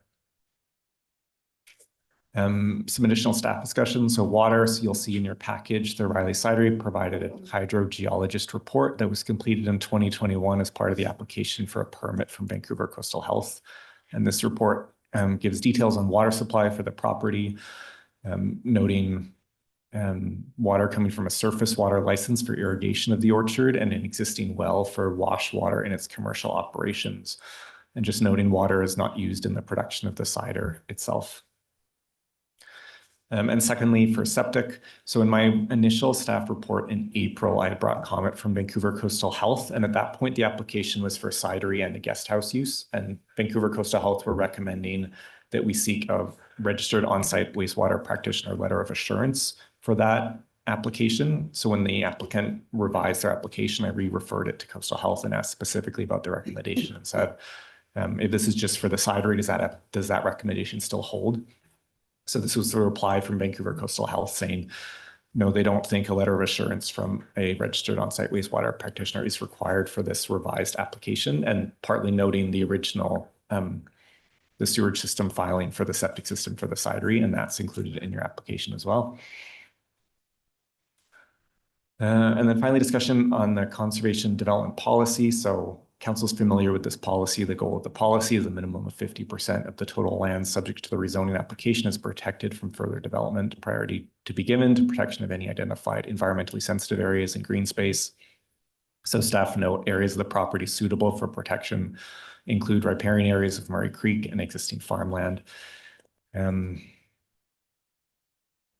Yeah, and I'll just say, I think through discussion with the applicant is hesitant to encumber the property with covenants that would place further restrictions on their operations. And so one of the things staff is looking for is direction from council in terms of council's desire to seek protective covenants of riparian area and the orchards. And the staff report itself lists alternatives. So one, you would see a cidery definition that was provided by the applicant to better align with the liquor distribution branch. And so that definition ties the cidery definition to a minimum size of orchard, but not to production from the lot. So part of the discussion from the applicant is that the current definition may provide incentives for a future owner to, maximize apple production in the orchard rather than the diversity of apple species in the orchard. But the flip is that the current definition limits production to that produced on the lot. So that may, seem like that's the goal. The goal of it is you're tying it to specific production on the lot. Second alternative is, so council in May directed staff to bring this for first reading and not to a future public hearing. So I'm just noting as an alternative, council can still, as we discussed at that meeting, council could still at this point say we want to refer it to a future public hearing following a second reading. The third alternative is the one brought forward by the APC. So council could direct staff to not pursue the proposal any further until the Grafton Lake Watershed Management Plan is complete. So I think I have another report on this agenda that notes that that's likely to be the end of this year. And so that just with that alternative, just noting for council that would mean that TUP has expired before the Grafton Lake Management Plan is anticipated to be complete. So with all that in mind, the recommendation from staff is to grant first reading to the amendment bylaw, to refer the bylaw and the Islands Trust policy statement checklist to the Islands Trust, and direct staff to return with the results of that referral. Thank you. Any questions? Councillor Fast, Councillor Wait. Just to confirm that the referral to the Islands Trust is the one that's in our on-table That's correct. package? Okay. Thank you. Because I was going to ask about the agricultural directive policies, and so they're in this other one. Thank you. And so would the wording for that be, instead of the attached Islands Trust policy statement, would just say the Islands Trust policy statement checklist in the on-table agenda or something like that? Anyway, I'll let Sophie think about that. She's probably the one to do that. Okay, never mind. Thank you. Okay, now you've confused me. Do you have a revised Islands Trust checklist in our package? It's in the on-table. Okay, because that wasn't clear, So I the guess. one, the one in the published agenda was the duplicate of Mount Gardner Road. I'm not sure, so Okay, they over- all right. one over. And the other, I guess, is the definition that the applicant wants versus the definition you've got in the bylaw? Is there a comparison of those? What's the difference? Just going back again. Yeah, I believe it's in my report. I didn't bring it here. I'm having trouble flipping between documents. Okay.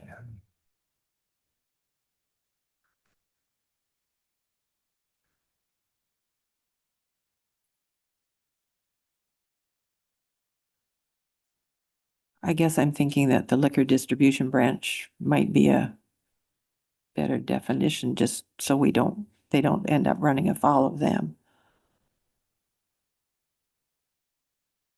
This is legible, okay. So with the liquor distribution branch for land-based winery requirements, say 100% of the product must be made from fruit grown or produced in British Columbia, which is in our definition. They talk about at least 25% of the fruit used in production must come from acreage owned or leased by the license, whereas we seek it to be on the lot. Okay. And at least 2 acres of fruit orchard must be maintained. So the difference being that currently we would say 25% of the fruit is produced on the lot. They would not have that requirement. Instead, they would have a requirement that they maintain 2 acres of orchard. Okay, Councillor Wake, I think you had. Yes, thank you. So both the Parks, Environment and Climate Action Advisory Committee and Advisory Planning Commission have stipulated that there should be protective covenants on the orchard portion.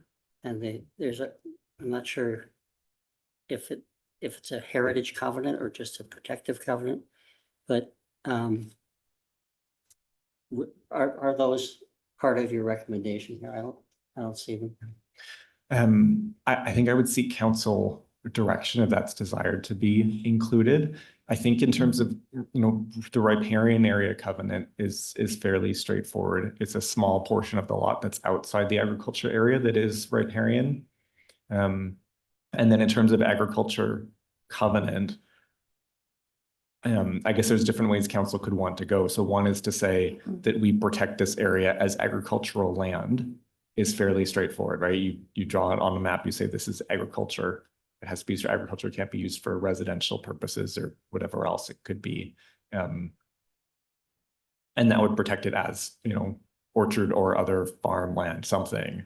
And then if you want to go the step of, protecting the heritage orchard, that's a more involved process. I think you heard from the public comment, somebody proposing it being a land trust.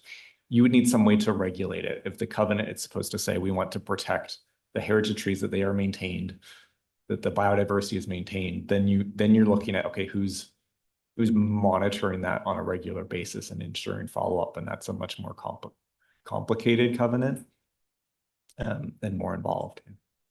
Well, it may be much more complicated, but I think what I'm understanding is that's what we should be doing. We should be protecting the diversity and the specific heritage of that orchard. Maybe the question came up, well, so if we don't do that, what's to prevent a future owner from basically just keeping it as agricultural land, but letting the orchard fail? Mhm. And so, my thought would be we should be protecting.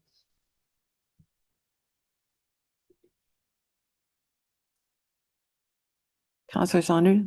Through the chair, thanks. I understand the arguments about protecting the orchard and the heritage of the orchard, but it's also private property, and telling people what to do with private property. I realize there are certain things we must tell them what to do, but telling the owner or a potential future owner, you must grow apples, you must maintain this orchard here. We're basically, well, not basically, we are telling them this is the use of your property, like it or not, and I'm troubled by that approach to private property. That's my comment. Counselor Fast? Thank you, and I appreciate the comments. I too, like Councillor Wake, am interested in a conservation covenant for the heritage orchard apple trees.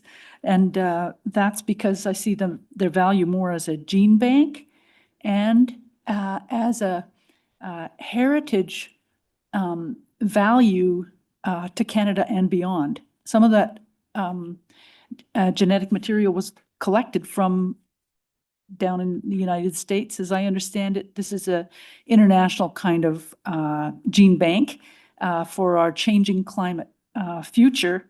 And I would look at, in terms of the private property part, I would look at it as like a heritage building. This is a heritage property or a heritage part of the property that's been developed. And by planting these, collecting and planting these heritage trees and maintaining them so that they can share the cuttings, the twigs with other people, because you can't reproduce these heritage varieties from seeds. I appreciate the conversations that have happened with the neighborhood and with the ideas coming forward from people, including the Welland Community Orchard and any others that people come up with as examples for how such a covenant or arrangement could happen. As I recall earlier in the process, there was interest from prospective landowners at the time to working with the community to find a way to involve the community to care for the trees, that kind of thing. And so I'm in favor of a conservation covenant on the heritage apple tree varieties, that orchard. Yeah, thank you. Counselor Saunders? Here, I want to make sure that my position on this is clear, is I fully understand the concept of heritage and Councillor Fast comments about the genetic seedlings. I get that and I agree with you on that. I think there's real value in that. My concern about it comes from, if we're particularly that interested in maintaining this, maybe we should own it. If we're gonna tell other people what to do with that specific area of the property, it just sounds like, it sounds like an imposition from government that isn't warranted, without us supporting it in some way. I struggle with the private property part of it, understanding the comments that have been raised already and appreciating them and agreeing with many of them, but I think at its core, I struggle with the telling people more about what to do with their property than we already do in many cases. I understand the need for it. You can't, like in a lot of cases, don't be building your building right up against the sea coast and things. I understand that. I think this one is possibly going beyond that. Just my thoughts. Thank you. Counselor Getty? Okay, 2 or 3 points. I think that if what we're doing is trying to send this off to trust and to get through their checklist, then that's one part of the process.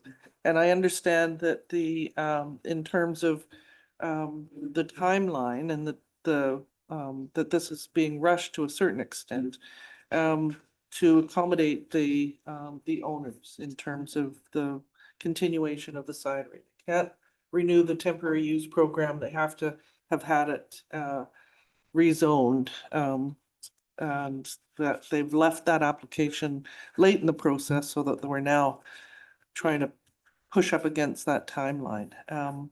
So what the material that I've been reading that was attached to this item in the agenda from Heather Miller in particular, but also Margaret Underhill, and she spoke, Margaret spoke earlier in the public thing, public statements. raise issues. And I'm not sure that the referral to the Islands Trust and getting it through first reading is necessarily going to interfere with the questions that are raised. But I would like to put it on record that having read this material, I think that it's rational and reasonable and sounds fair, and it's something that I need more time on. So I'm not prepared to go, I'll put the proponents on notice. I'm certainly nowhere close to prepared to go to second or third reading, unless a whole lot of those questions are answered. And the question that was raised at the APC in terms of, and in this correspondence with respect to the definition of cidery and the amount of juice that can be brought in, whether that protects the heritage orchard or whether that, you know, turns it into manufacturing instead of agriculture, is a question that I think needs much deeper conversation. And I think that actually that, for me, opens up the whole issue of there being an open house on this. And whether or not we should rescind that decision that we made in May before we had a lot of this other information on the table. So I think that's up in the air as well. The business of the heritage and protecting a heritage asset, that's what Councillor Saunders is talking about. That's the struggle that goes on with every heritage property. It's an interference by the community in the private property interests of somebody that wants to change things. So that's the whole point of heritage protection.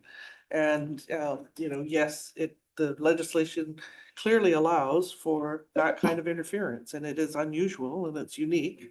And it's a special section of the Local Government Act, but it is allowed. And it's a public community definition or decision in terms of, yes, that's an asset that we think needs to be, without having to buy it, that you can put certain conditions on it in terms of, you know, it's something that a whole lot of effort was put into creating it in the beginning, or however long ago that was. So I would say that if we move to a referral to Islands Trust, that's one thing in terms of this checklist, but it's quite a much more difficult process, I think, once it comes back from trust and we have to deal with second and third reading. I'm nowhere close to being, and I'm changing my position from, when was this last here? May? May. So, you know, at that point, I thought that the problem was that the neighbors had reconciled to the operation of a commercial cidery and without the bed and breakfast, and that major issue had been resolved. And now at the, you know, the 11 and a half hours, there's a whole bunch of other material that comes in with respect to water in particular, and septic and green waste, and whether or not all of that has been put to Vancouver Coastal Health. If I had them here today, I'd be asking them some questions in terms of whether or not they had taken some of these other things into consideration. And I would certainly hope that staff would take the correspondence seriously and maybe ask those questions on our behalf of Vancouver Coastal Health. But we don't have that material in front of us today, so I don't think that our decision today to refer it to trust would necessarily change in terms of it having going back to trust. So, you know, if we can have some of our concerns alleviated, that's fine. But I agree with the very detailed conservation covenant and protection of a heritage value asset in the community. And I'm very concerned about the definition of the cidery and yeah, some of these other water concerns that are raised in the correspondence. So I don't appreciate getting 14 pages of detailed argument on the day of a meeting. It's really hard to digest it, but that's beside the point. So myself and the speakers list too. As a point of information, all of those detailed letters have come from somebody who no longer, as far as we can tell, resides on Bowen Island or owns property on Bowen Island. And those were all sent to us directly earlier. I mean, my inbox has been inundated with them, so I'm assuming yours has. But the other is there a way to, with the definition of apples on the lot? I mean, everybody wants to protect the existing trees. But if we had a huge awful winter storm and they all died, well, they all died, and then what do you do? You can't build something else, but could we put in the word, something along the lines in the definition of cidery, that the production comes from the existing trees, from fruit grown on the existing trees on the lot, unless those trees die? You know, so that they could be replaced with, I mean, what happens if those trees did get wiped out I mean, and they had to replant, if there was a covenant saying you had to keep those trees?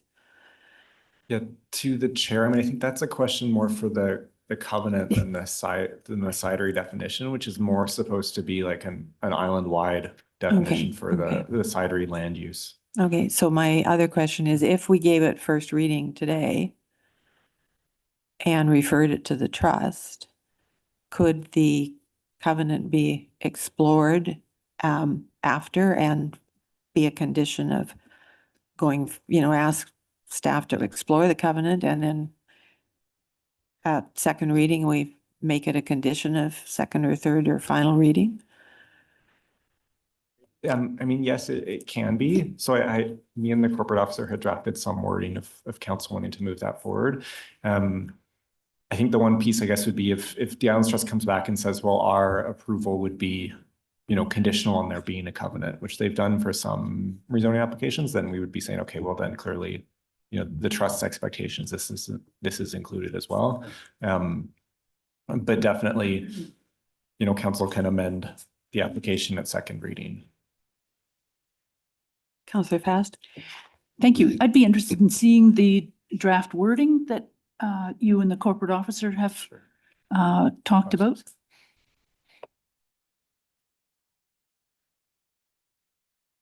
Okay, so you've just called it ongoing protection of?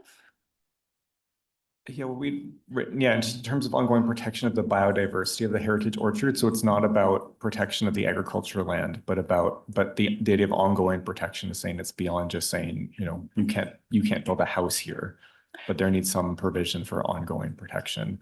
Well, I like that because it doesn't mean that it has to be a conservation covenant. There's other tools, potentially. But if that's the wording from staff, if I move that now, can we still move on to the giving it first reading? And I would see, yeah, those two as sort of happening and then the recommendation if council wishes. So yes. okay, then I move that council direct staff to seek protection of the riparian areas as a condition of rezoning approval, and that council direct staff to seek ongoing protection of the biodiversity of the heritage orchard as a condition of rezoning approval. Second? Second. All in favor? All right. Okay. And then are you going to move the second part of the motion? I would be delighted to. This is the same as is in our package, I think. Okay, that bylaw number 726 cited as Bowen Island Municipality Land Use Bylaw number 57, 2002, amendment bump number 726, 2026 be read a first time, and that council refer bylaw number 726, 2026, and the wording from Sophie about the Islands Trust Policy Statement Checklist. Sorry, it's on the screen. Oh, thank you. Checklist included in the on-table items package of the July 27 regular council meeting to the Islands Trust, and that council direct staff to return with the results of the referral. Do we have a seconder? Councillor Saunders? All in favor? Aye. Aye. Good. Do you have a question? Yeah. Okay. Just, Daniel, don't disappear. Oh, just a quick question for the planner. And Do any of these resolutions preclude council from moving to public hearing at a later date as this application proceeds? Thank you. That's a great question. I was thinking of raising it for Council Getty. So typically when there's no public hearing required and where council is given the notice, we would come back as staff for the bylaw for consideration of second and third reading. We would bring an alternative, which would be council would give second reading and refer to a public hearing at that time, Okay, if that's clear. so if we want to proceed to public hearing, we do it after second. Correct. Okay. Yeah. Thank you. Okay. Have we lost everybody here? Staff report, solid waste service agreement. Christina Scally.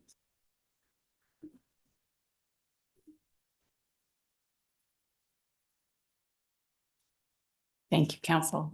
I haven't prepared a presentation, but I can walk you through the staff report.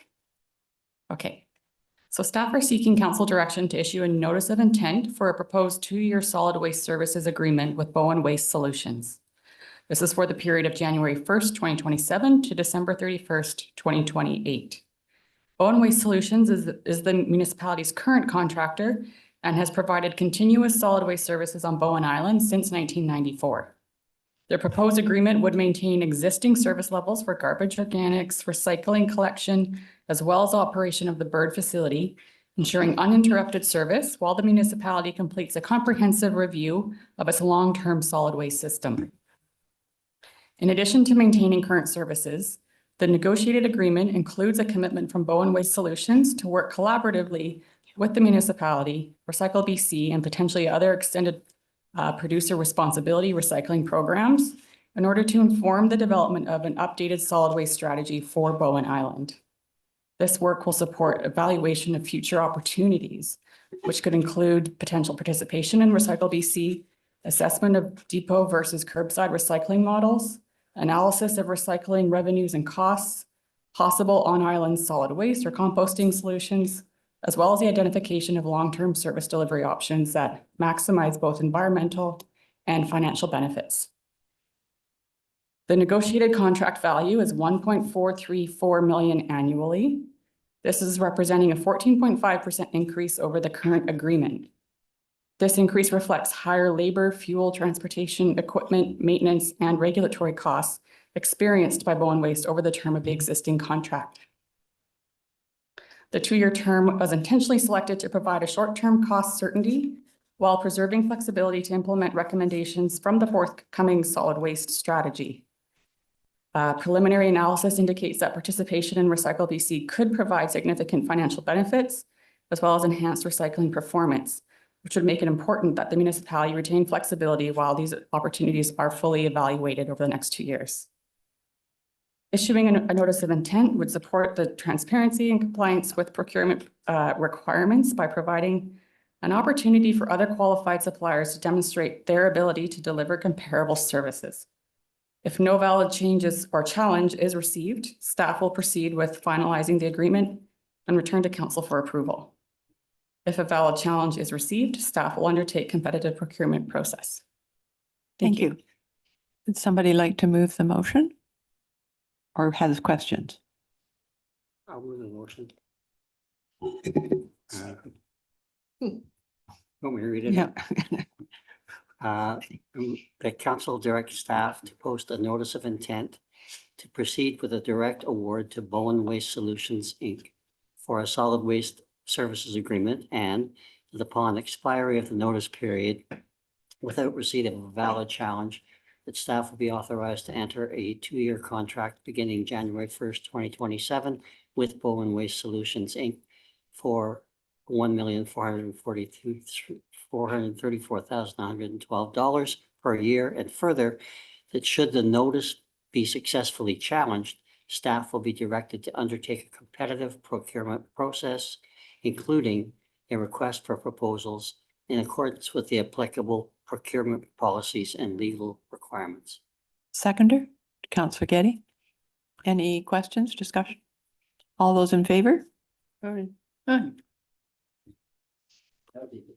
Thank you. Can I take a Okay. 2-minute break? Or I'm gonna disappear for a couple minutes.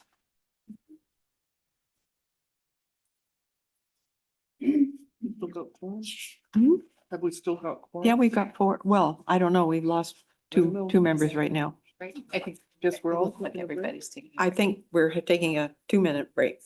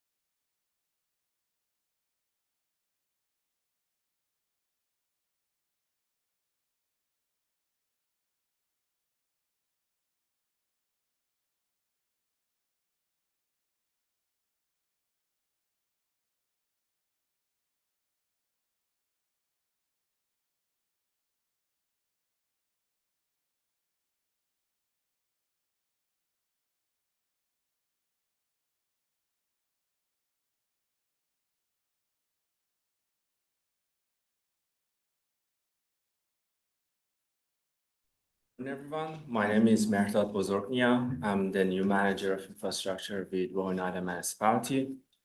Today, I will provide an update on the emergency repairs at the Snug Cove North and South wharves.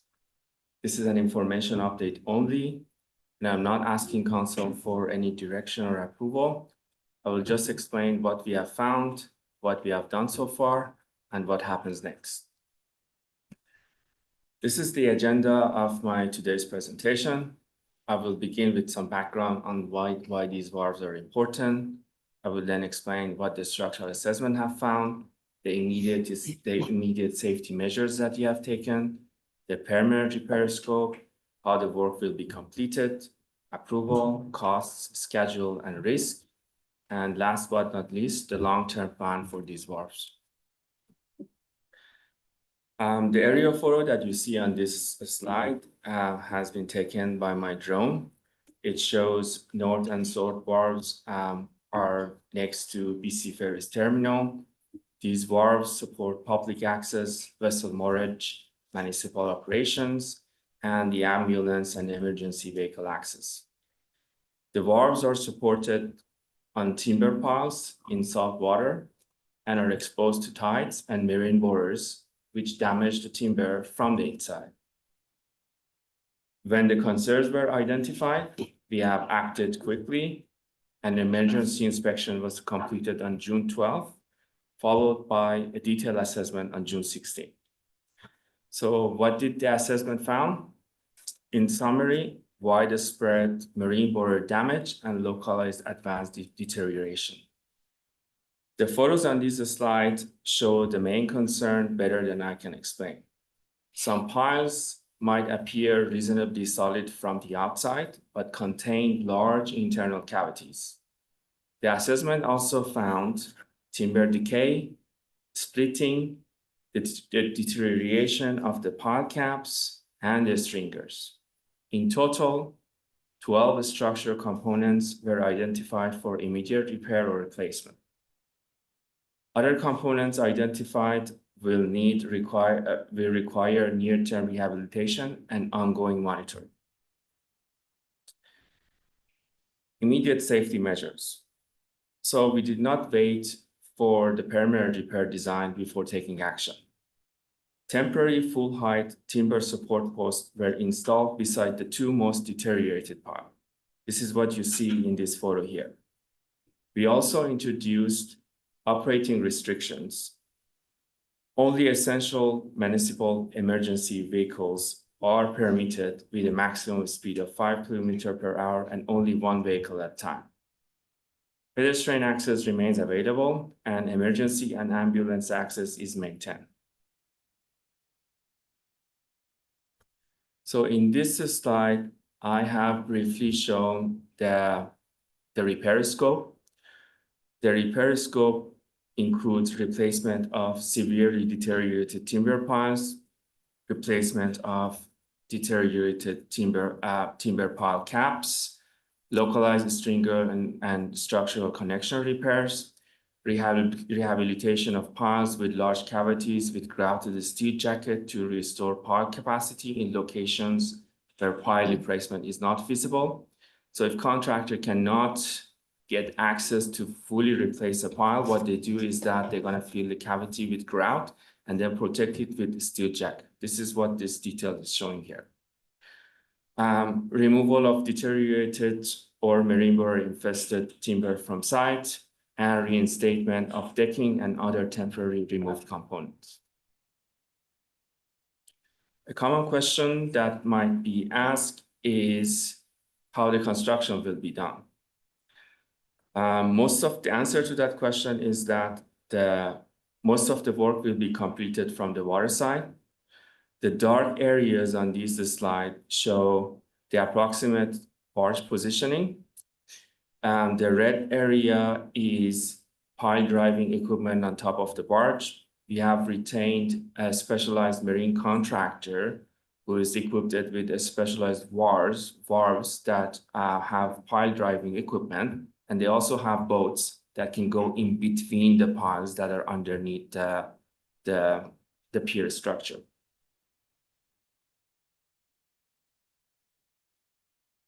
One thing that is important to note on this slide is that during the active construction, we plan to install operable gates. The operable gates will keep public out of the active construction zone, but it will let the emergency vehicle and ambulance to go through the gate. That also includes the owners of these boats that are parked here. So it's going to be close to public, but it will allow the necessary people to pass through. The other thing that's important to mention is that, and this is going to be a phased operation. Phase 1 would be the South Wharf, and that's where the contractor is planning to position their barge to do the repair from the water side. Phase 2 is going to be the North Pier, And that's where the contractor is planning to position their barge to do the repairs. So these gates will be installed when there's going to be active construction on each of these wharves. Where we stand with approvals and stakeholder coordination, we have submitted an application to DFO because we are doing work over and inside the water. The application is currently in review, pending approval. We have submitted the documentation to our own building department. We have coordinated with Transport Canada. They have confirmed that this work doesn't require navigation program approval, mainly because it meets the requirement, mainly because it meets the definition of repair as opposed to rebuild. We have also had a meeting with BC Ferries on last Friday. They have raised some concern about the size and dimension of the barge. Therefore, they has asked the contractor to submit a drawing that shows exactly where they're going to position their equipment in respect to BC Ferries operational envelope. The total cost of the project at this point is estimated at $260,000. The cost includes the contractor's fee as well as consulting costs, which includes the structural and environmental. We have used emergency procurement to procure the contractor and consultant, mainly because when the concerns were identified, the time of failure could not be reliably predicted. So that's why we went ahead and hired both the consultant and contractor. In terms of project timeline, as you can see on this slide, things have moved pretty quickly since the concerns were identified. We are currently here. We had our meeting with BC Ferries. We will submit the documentation that they have asked us to provide. The construction is anticipated to begin mid-August, pending receiving approvals from DFO and approval of BC Ferries to move forward with the work. The target completion date is September 15. However, if we can start earlier in August, we are aiming to complete everything before the month of September. Risks and mitigation. So like every construction project, this project has its own risks. It's important to identify them and have appropriate response for each identified risk. I'm not going to go over all the risks that we have identified, but to give you just one example, an example of the risk that was identified was a risk of internal damage not visible from surface. And the proper risk response for that was resistograph testing by the structural consultant before the construction begins, and then field verification and engineering review during construction. So if contractor comes across piles that he seems suspicious of needing to be replaced, you're going to bring us to our attention, and we will move forward with replacing those as well. Long-term wharf management. I want to be very clear about what these repairs will and will not achieve. The project addresses the highest priority deficiencies. However, marine border activity is present at several locations across both wharves and will continue. Because of this, we need a long-term asset management program. The recommended future measures are regular tight structural inspection, targeted resistograph testing for piles that are suspicious of having cavities inside them, monitoring of the repaired and previously identified piles, removal of infested timber debris from site, pile encapsulation or jacket system at priority locations, a phased rehabilitation and renewal strategy, and future capital planning for these wharves to make sure every year there is budget to do the proper measures for these wharves. With this, I conclude my presentation, and I am open to questions from council and the public. Thank you. Any questions? Councillor Getty? So somewhere in your report, you talk about trying to find measures to prevent the marine borers. That's correct. And my vague knowledge is that they used to use creosote on the pilings, but that was considered to put unnecessary chemicals into the water, which was part of the cleanup of Howe Sound in terms of wrapping the piles with, I think it was something as simple as netting to keep maybe it was the mussels, not the borers, but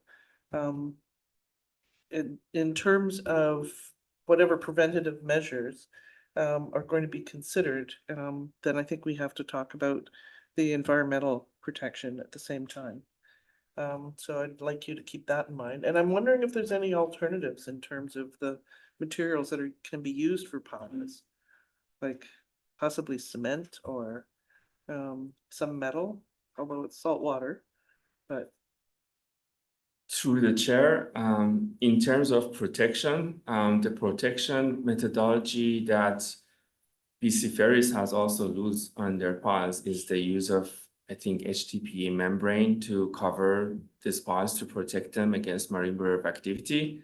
However, we need to compare the cost of that with full replacement of the pile, because it could be that the cost associated with that repair is higher than the full replacement of the pile. We have the cost associated with full replacement as a result of the work that we are doing now, but that's a good subject to discuss with the structural engineer and contractor to find out what's the best solution for our situation. And I've got two other questions. Is there going to be a fairly complete assessment done before construction starts so that we while we've got the equipment on site, if it's within budget, that we can do as much protection as possible? So a full assessment was completed, but the scope of assessment was to identify the immediate concerns, which were safety issue. Right. The ones consultant has recommended, they are basically safety issues and we need to take care of them immediately. However, I will discuss with the consultant whether there are protection measures that we can take during the construction, if that is considered feasible. Okay. And lastly, on the south dock, the float that's attached to it, that's heavily used by visitors. Yes. Boat visitors. So how do we keep them off? And second part of that is that's notifying the public. How do we notify, and is there a plan to notify the bed and breakfast operators that are in the area that are going to be disturbed by the pile driving? My understanding is that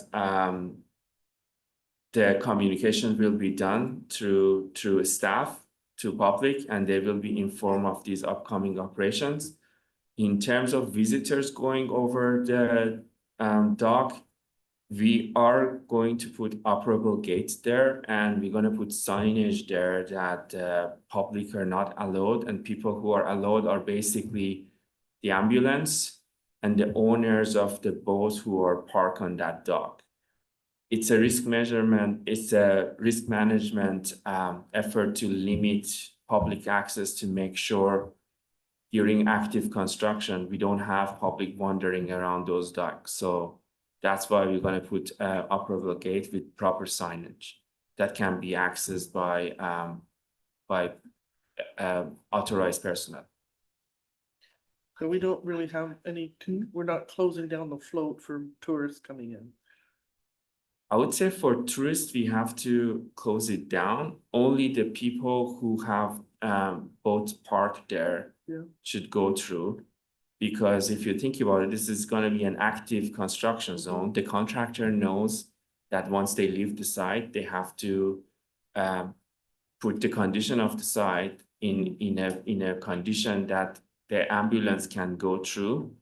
But I would not recommend giving general public access to these docks during the construction, especially that the construction duration is not that long. I think the 1 to 2 weeks. CAO had a comment.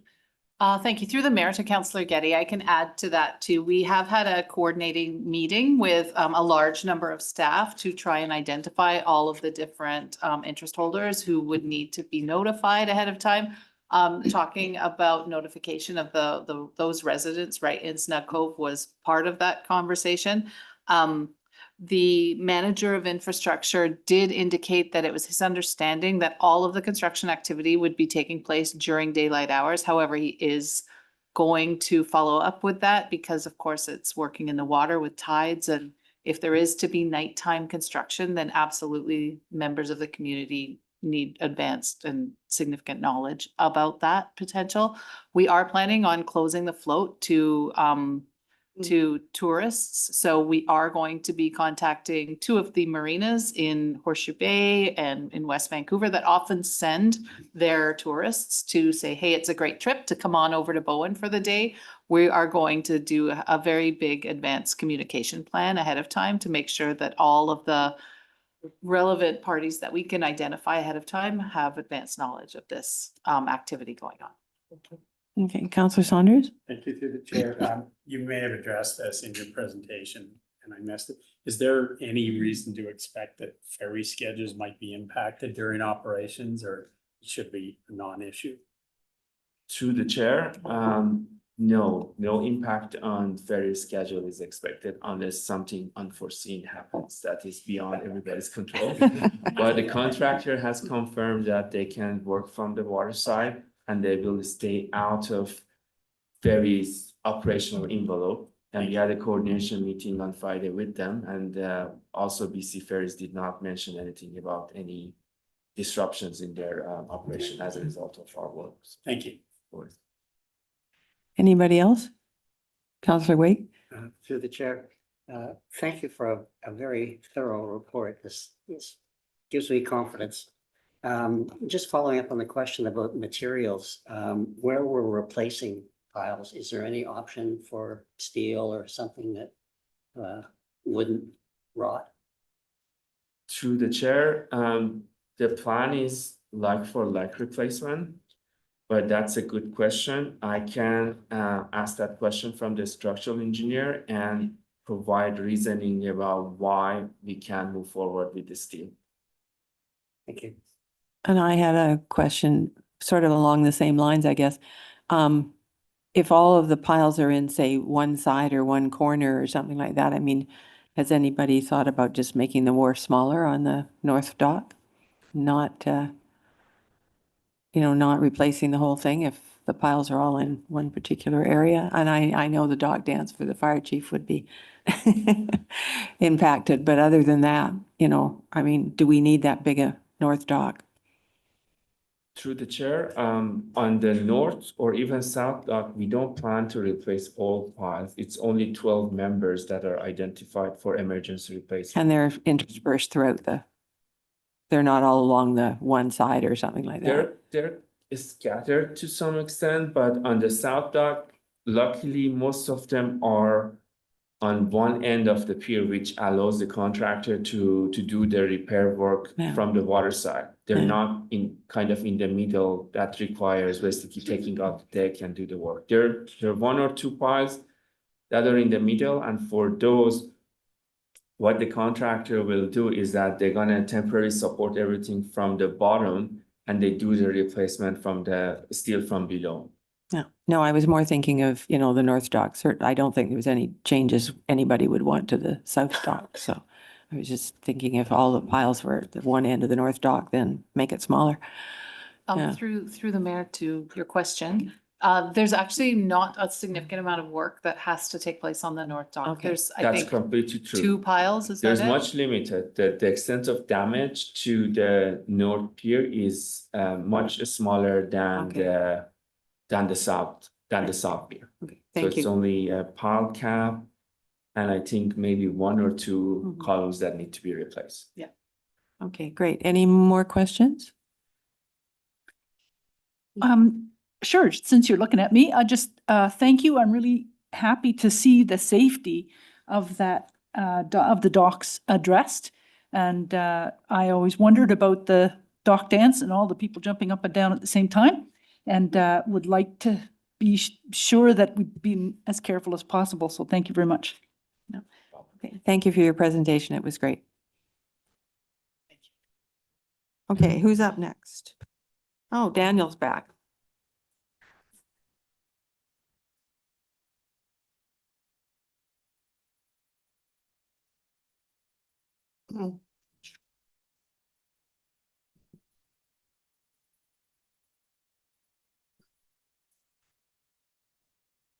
Thank you. Yes, I'm back again. I don't have a presentation with this. This is an update on the septic maintenance bylaw implementation plan. And so what is in the report is just essentially status update on where we are in providing more information that would form the basis of that implementation plan, specifically the Grafton Lake Management Plan and our work with Vancouver Coastal Health to get data on existing septic fields on Bowen Island. So the recommendation is that council receive this report for information, and then I'm open for any questions you might have. Does anybody have any questions on the report? Can we have a motion to receive? Okay. You're going to make the motion to receive? Where's the receipt? Thank you. A seconder? Thank you. All in favor? Aye. Well done. Sophie, can you bring up the Q2 report? Okay. The next one is 8.4, which is our quarterly municipal report, and then 8.5 and 8.6. Our acting CAO and CFO have those three. Thank you, Mayor. Through the mayor to the rest of council, I just wanted to take the opportunity to thank staff for putting together the Q2 spring update to council. This report, it covers a very busy time for staff. These are activities reported from the month of April through the month of June. It's typically a busy time for all of our staff. In the Corporate Services Department, the ongoing work to review and update bylaws, policies, and procedures is ongoing. The big project for this reporting period, of course, includes managing the procurement and installation of the new audio-visual equipment in the conference room. This was also supported with an accessibility component that was funded with a $25,000 Spark grant. Ongoing support is provided by the Corporate Services Department to municipal projects such as the OCP review and all of that work that is undertaken by the communications and the deputy corporate officers' work. Following up with our finance department, work on the 2025 audit was wrapped up during this period. We had council's acceptance of the 2025 audited financial statements, as well as submission of all required government reports to the province, which were submitted and approved.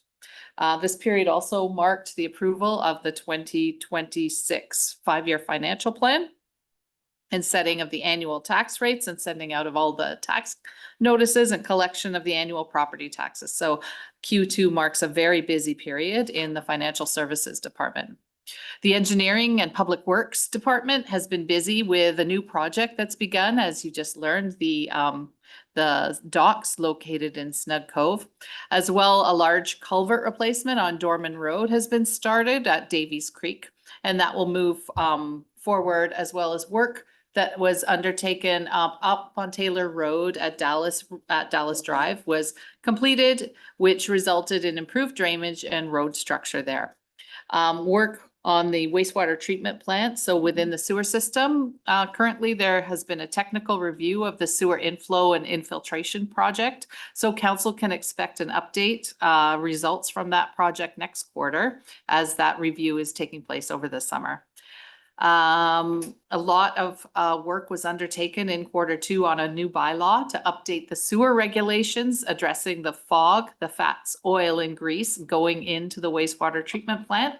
And work on the sewer outfall, I'm happy to report, is still progressing, albeit at a snail's pace. A lot of the holdup in that project, moving that forward, has to do beyond factors of our control. It's around permitting approvals and things that are done at the provincial level. Staff have completed significant program of ongoing flushing and PRV, pressure reducing valve maintenance throughout all 7 of our water systems. And as we move into the summer and implementation of our water conservation and restriction requirements, though we are monitoring those and making sure that that people are abiding by those water conservation regulations.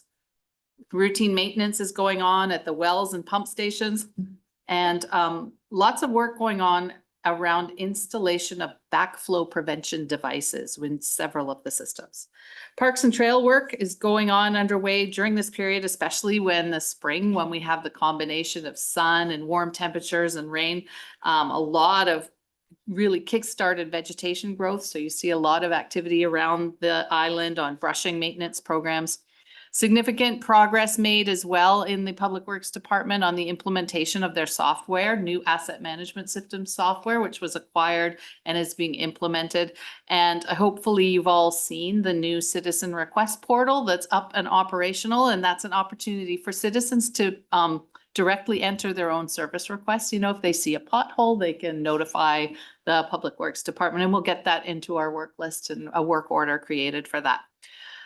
This report, it also contains some nice looking graphs there that report publicly on the numbers and the types of service requests that have been logged during the period. And the team has been busy managing and prioritizing those requests. Moving on to fire and emergency department, they've been busy with ongoing firefighter training opportunities, including a lot of wildland firefighting, rural water supply. You may have noticed a recent notification that the department has achieved water shuttle accreditation through the fire underwriters survey recently. So this is great news for our residents, as it provides the opportunity to potentially review their home insurance policies and perhaps receive some discounts to their premiums as the new underwriter survey accreditation, the benefits of achieving that kick in. I should note too that firefighter volunteers responded to 54 call outs and attended a whopping 555 hours of training during the second quarter of 2026. Our emergency program has hosted a successful emergency preparedness week speaker event. They've undertaken a do-it-yourself fresh air filter construction project, and this is particularly meaningful at this time of the year, where residents can learn how to improve their own indoor air quality through a cheap and fun project. It's a necessary way to make improvements to our air quality, and we should all be mindful and cognizant of the wildfire risk at this time, especially in many of areas of our province at this time. The Recreation Department has reported hosting over 6,000 visitors to the community center this quarter. Our fitness center visits are up 31%. They have an average of about 18 to 20 users per day in the weight room. We had 915 program registrants, along with 321 drop-in participants and 1,659 fitness center visits this quarter alone. So the usage by the community of this facility is strong, and it speaks to the support that the community has of this facility. Events that were held included the Moonflower screening of the Bowen Island filmmaker in support of World Oceans Day. Skate days are continuing for the youth programming in partnership with IPS down at the field house. And completion has the Bike Barn mural has been completed down at the Cove. With the work going on at the dock, we're going to hold off on any kind of unveiling of that mural until the fall, when the work's completed down there. In the theater, the report, you'll see in there that it sets out the events that have taken place. It's also been noted that staff have arranged for installation of the handrails in the theater, which have proven to be a real important and necessary safety upgrade. Installation of a new donated Auracast broadcast system from Sky. This is a system that was donated from Sky, and it will assist in a new hearing system that's more robust and easier to use. Lastly, I'm proud to announce that BIM received a CAMA Award for innovation for design of this facility. And this award took place in May, and we won it in the category for small municipalities under 20,000 for this building. In the Parks Department, there's been new signage for Indigenous names that have been gifted to the beaches on the west side of the island. It's been ordered, and the province has recently approved those proposed name changes. Swimmer safety upgrades were undertaken by the installation of a life buoy that was installed at Sandy Beach, and new handles to assist swimmers from getting out of the water have been installed on the Mount Gardner dock. We've been exploring options of community forest models to expand stewardship over Crown lands.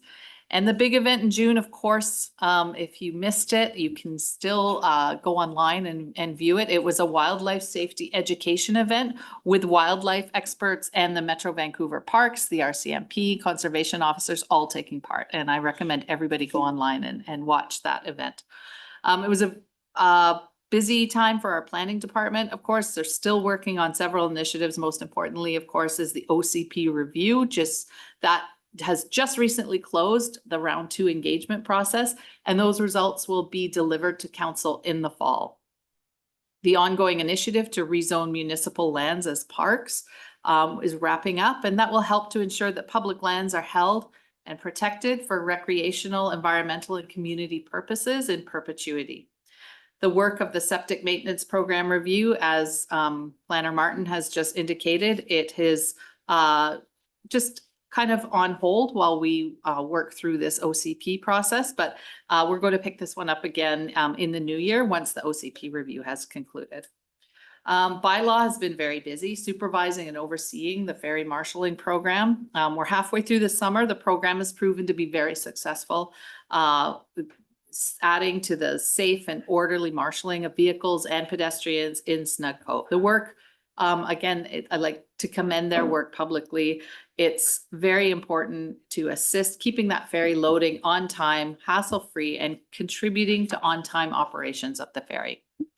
Other work within the bylaw department has been to support the development of the new FOG, fat, oil, and grease regulation in the sewer. So Doug has been out taking many samples of water from grease traps throughout all of the food service establishments.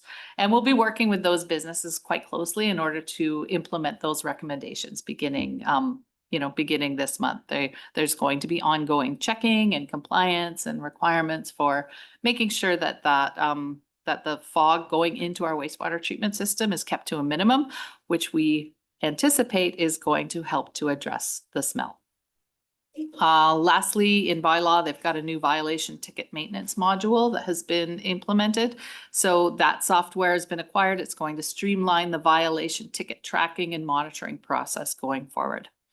HR is busy, new hires for the manager of infrastructure role. So we welcome our new manager of infrastructure, of course. There's ongoing recruitment opportunities for ferry marshalers, ongoing opportunities for auxiliary custodial staff, as well as new meter readers in the Public Works Department. We're supplementing our staff capacity by hiring casual meter readers. And there's always ongoing recruitment, interviewing, and posting and filling work going on there.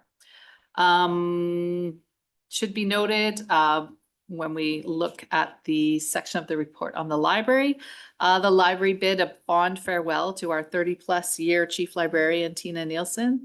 Staff and council wish Tina a happy and fulfilling retirement after years of dedicated service in that role. And I would like to take the opportunity to welcome Jennifer Streckman to the role as Bowen's new chief librarian. She's working hard to develop new programming and services to fill those big shoes left behind by Tina. And Jennifer's here in attendance today, so thank you. Lastly, the work of the Strategic Initiatives Officer is ongoing. Projects worked on and advanced this quarter include the drafting of the new purchasing policy, development of a systemic ferry traffic data collection process, which is being used to gather information about numbers of cars, numbers of overloads that are left behind, all pieces of data that we can only really collect from this side, and that BC Ferries, I'm sure, will be keen to share as we move forward. There's initiation of a new solid waste contract that will be kicking off the 2-year period where the municipality will investigate the potential to join with Recycle BC in managing our recycling streams.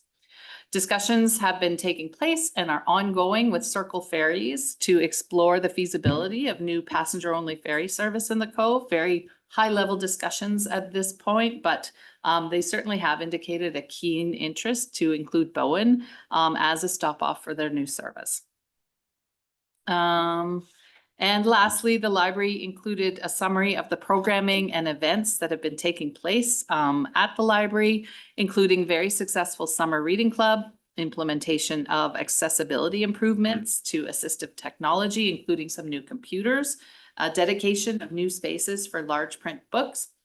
And it was interesting, they provided comparative statistics on visits, on the lending of books and materials and electronic lending, as well as the new items added to the collection, which showed an impressive year-over-year increase. So this report is included in the agenda. It's comprehensive, it's easy, it's fun to read, and I recommend taking a look at it to learn about what is happening and the work taking place by both municipal staff, department managers, and our communications staff. I thank them all for their work in putting the report together. And I would like to give council the opportunity to ask any questions of the senior managers here today, should you seek clarity or in addition to the information on any of the items included in the report. Anybody got questions, Councillor Getty? Sorry, with respect to the report on recreation and in particular the Bike Barn mural, I want to give a shout out to Jamie Sheffer, because this young artist, Simeon Deutschenov, came to the Hearth and wanted to replace a wall full of graffiti with some of his art. And you may not, it's on page 12 of this report, and the mural, it actually says the word Bowen. So it's contemporary art that you might need a little help with, but it's got one of our little symbols, the deer, right in the middle of it. So both Jamie and Simeon figured out how to go through the process. This was when the Public Art Advisory Committee was up and running, and it was almost exciting to see it in the report that had been finished. So shout out to the artist and to Jamie in terms of getting this one completed. Whoops, Councillor Fast? Thank you. This is a question for the CAO. I think, did I hear you mention that the electric circle ferry, exploring circle ferry in the Cove, or did you mean Bowen? No, I meant the Cove. They initially had a plan to head out to Seymour Bay. I think with the timing of that development probably doesn't align with their wish to get some kind of service going. So in the interim, they're keen to look at Snug Cove as a drop-off point for foot passenger service only. Thank you. Anybody else? So I can't resist asking the manager of environment, has she had any confirmation on the cougar?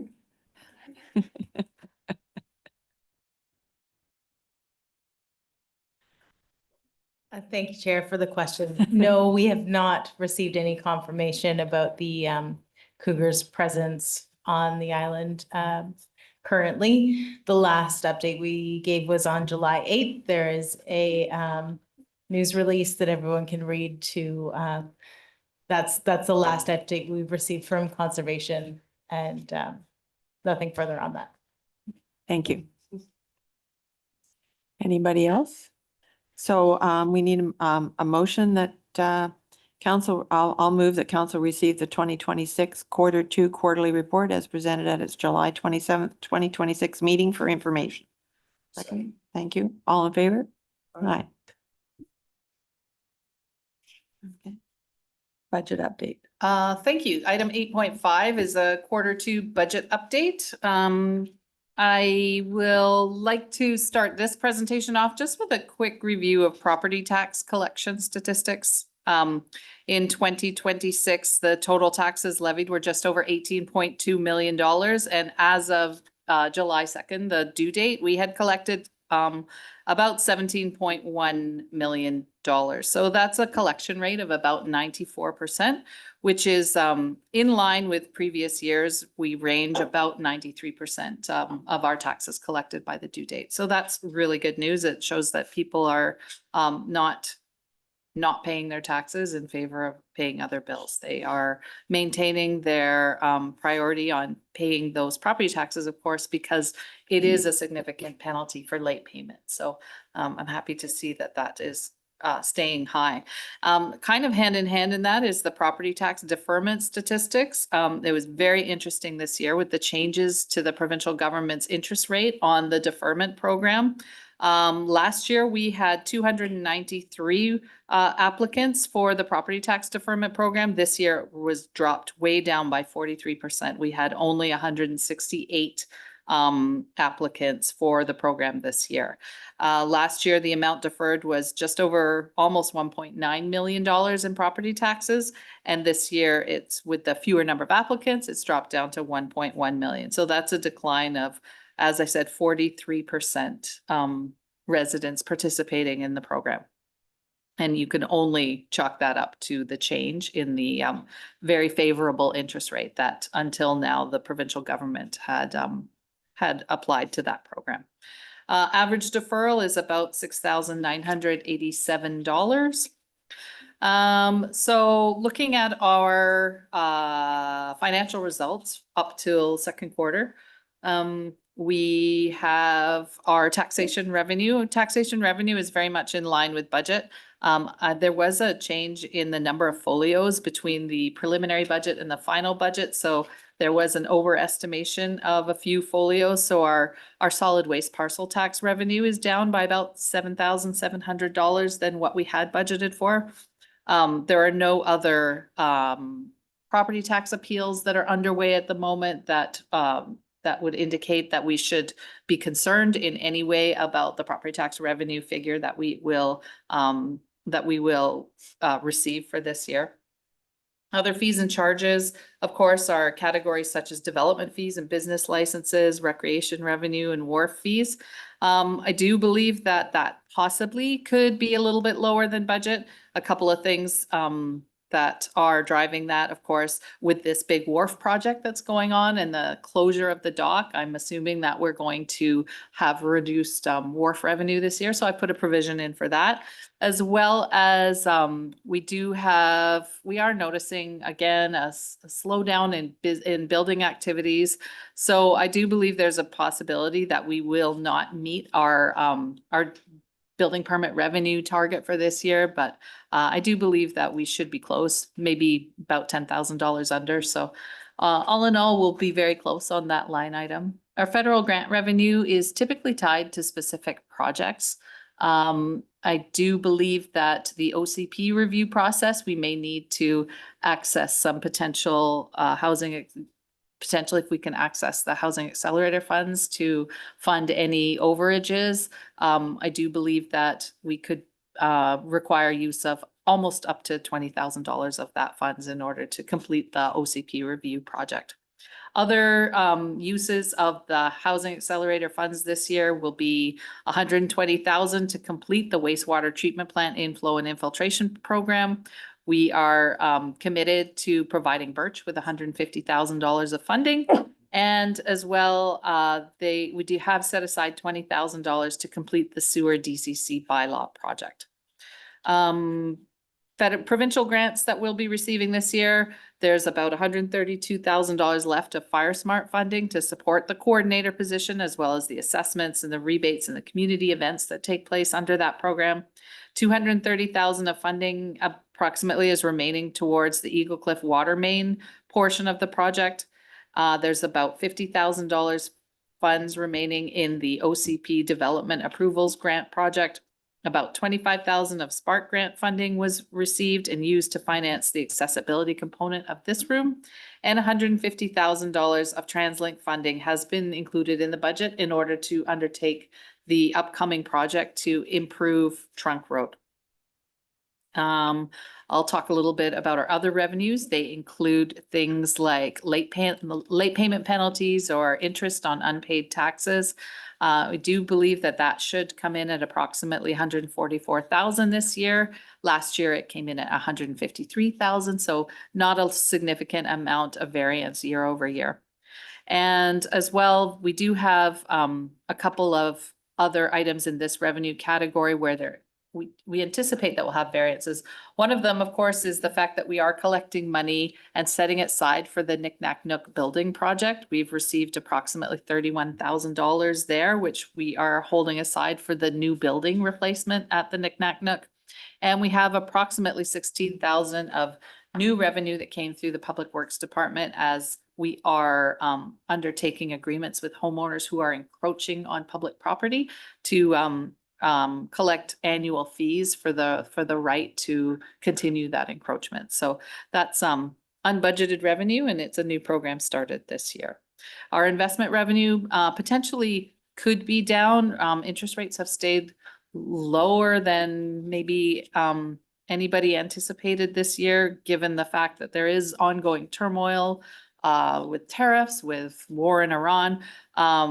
Interest rates are likely to increase for the second half of the year, but so far they have managed to stay quite low for the first half of the year. So I am putting a provision in there that it is possible that we could not reach our investment income target of 250 this year for the general fund, and I've projected that to perhaps be as low as 200. So putting those those conservative estimates in there means that we are probably going to come in quite close on our revenue targets. And nothing certainly that is going to put us in any kind of financial concern nothing that's expected to put us in any kind of financial concern. Our operations expenses are quite close to budget. For the most part, our fire and emergency, which has a significant potential budget variance there, it's mostly related to the fact that we have not received the grant funding for the EOC program this year, nor the grant funding for the ESS program this year. So we're planning to be under budget because we're not going to be incurring the expenses related to those grant funded programs as well. So we are taking a hit on the revenue side, but we're taking an offsetting hit on the expense side as well. Public Works has a little bit of a delay in hiring. It's got some other savings that we've managed to achieve from, like, for example, the ice and snow purchases. We had a very mild winter where we didn't do very much plowing or sanding, and we've managed to save some money there. There's potential that we are not going to be spending all of our arborist budget these years. I've just estimated some savings in some of those line items, and all in all, adding all of those up, we could possibly come in at about $100,000 savings in that budget line item this year. What else is a significant variance there? Strategic planning is under that, of course, has our contingency of approximately $80,000 included within that budget line item, and we have not currently identified a need for that contingency. So if all goes well to the end of the year, we would expect to be under budget in that line item. As well, in our community and facility management program, we do budget for provision for backfilling of the community center manager. We estimate that all sickness or vacation leaves will be backfilled, and we've just managed to kind of do a minimum amount of backfilling for those. So we do potentially we'll see some savings in that line item as well. Contributions to reserves, they've all been posted as budgeted at the end of the year. Any unspent operations will also get posted to contribution to accumulated surplus. I'll talk a little bit about our capital expenditures. We spend the first 3 months kind of developing our budget still. We spend the next 3 months approving the budget, and we really get into the bulk of the capital work in this period right now. So I will have a much more comprehensive expenditure report to provide you at the end of Q3 when the summer work starts taking out. There's a lot of RFPs that have recently gone out, are right in the process of being awarded, and we're going to be undertaking significant portion of our capital spending at that time. So next quarterly variance, you will see the rollout of our capital program. So I don't have anything else. I'm happy to take questions about the report or provide any other information.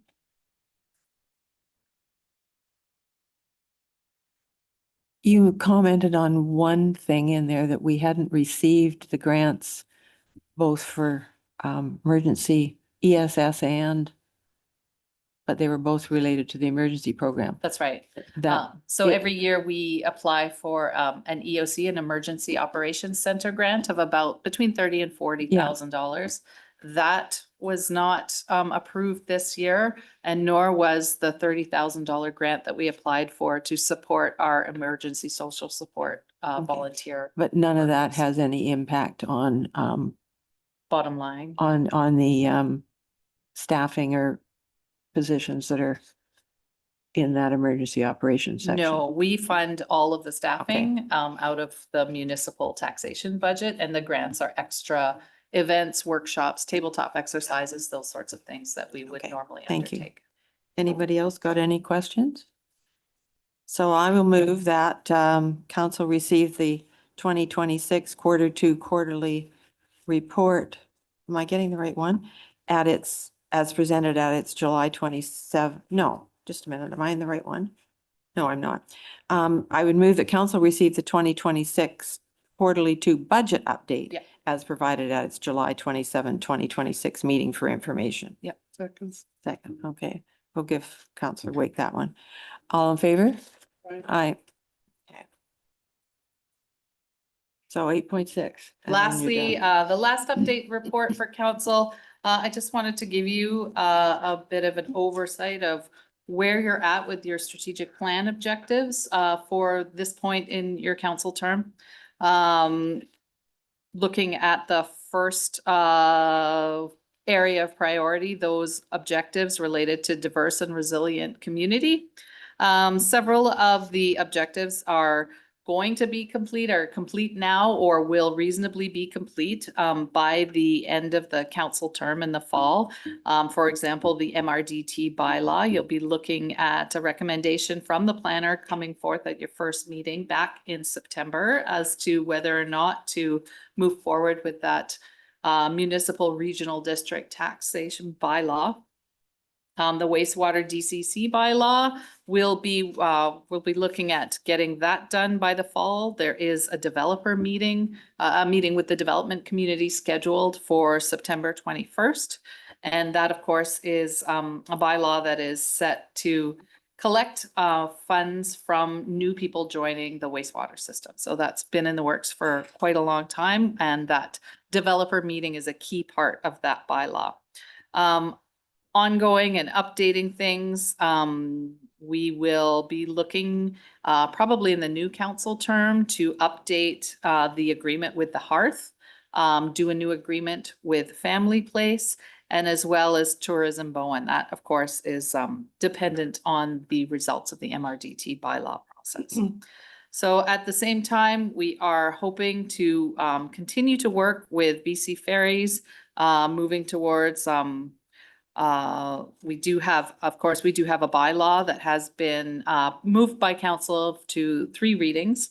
That is just on the council agenda, be looking at what council wants to do with that bylaw in the fall. But again, we are hoping to work with BC Ferries as our partner to improve safe and orderly ferry marshalling in the Cove. Moving to the next area of priorities are the strong and infrastructure asset management. A lot of policy work is going on there. I have quite a few policies that are on my work plan. Most importantly, redoing the planning and budgeting decision-making policy. I expect that work will begin over the summer. May not likely be complete by September, but that will be a new one for council consideration in the new term. Work to roll out those asset report cards. A significant amount of work has been included in that project. And we do believe that the road condition assessment will be complete by the end of October 2026. So having that report will be instrumental in informing the Director of Engineering's road plan for 2027. Water Master Plan, the RFP is being finalized. That will be going out and posted, looking for submissions on that in the fall. And as will the report for the asset management plan. The overall asset management plan RFP is also currently in review, and that will be posted very soon in the next couple of weeks. And we'll be looking to award that in the fall, and work be underway on that initiative. I think the new term can look forward to development of the new solid waste management strategy. The sewer outfall project, as I mentioned, is underway, waiting for a permitting process, but that is probably one that capital project will be undertaken and well underway into the new council term in the fall. And as well, something that is really great for me to be reporting on is the work that's been done on Cove Bay. So everything that we can do internally, given the plant as its existing capacity, is working as optimally as we can get it to operate. The work on the intake flush has been completed, which is creating a much cleaner source of water going in, which produces a cleaner source of water going out. Work that needs to be undertaken now is to develop some potential technology for pretreatment, and that amount of work is what will be going on and starting with the next council in the new term. So looking at improvements and upgrades to address the quality of the water that goes into the plant will be looking at ways to fund that, ways to come up with options, and will be part of the budget process for the Director of Engineering come the fall.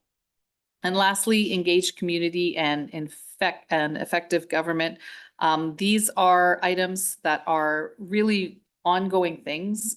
We can always undertake programs and practices that continuously for continuous improvement to ensure that the community is engaged and our government are more effective. So one of the things that has recently been adopted just today by council was adoption of the new procurement and purchasing policy, as well as the projects to install the interpretive signage on the west side beaches. These are things that are complete, tick, we can mark those off. And then the ongoing work, of course, continues to do the relationship building with Squamish Nation. We're looking at moving the project forward to construct the welcome figure outside the front of the community center, and as well implementation of accessibility. Implementation of the accessibility plan is always going to be an ongoing project. Building accessibility features into every new project that we take on is just going to be a new filter, a new lens through which every project is looked at. And for the last point, your responsible ecosystem protection objectives. If you want to mark off in the complete box, we've got the MRDT tax, which will drive that tourism sector to develop new modes of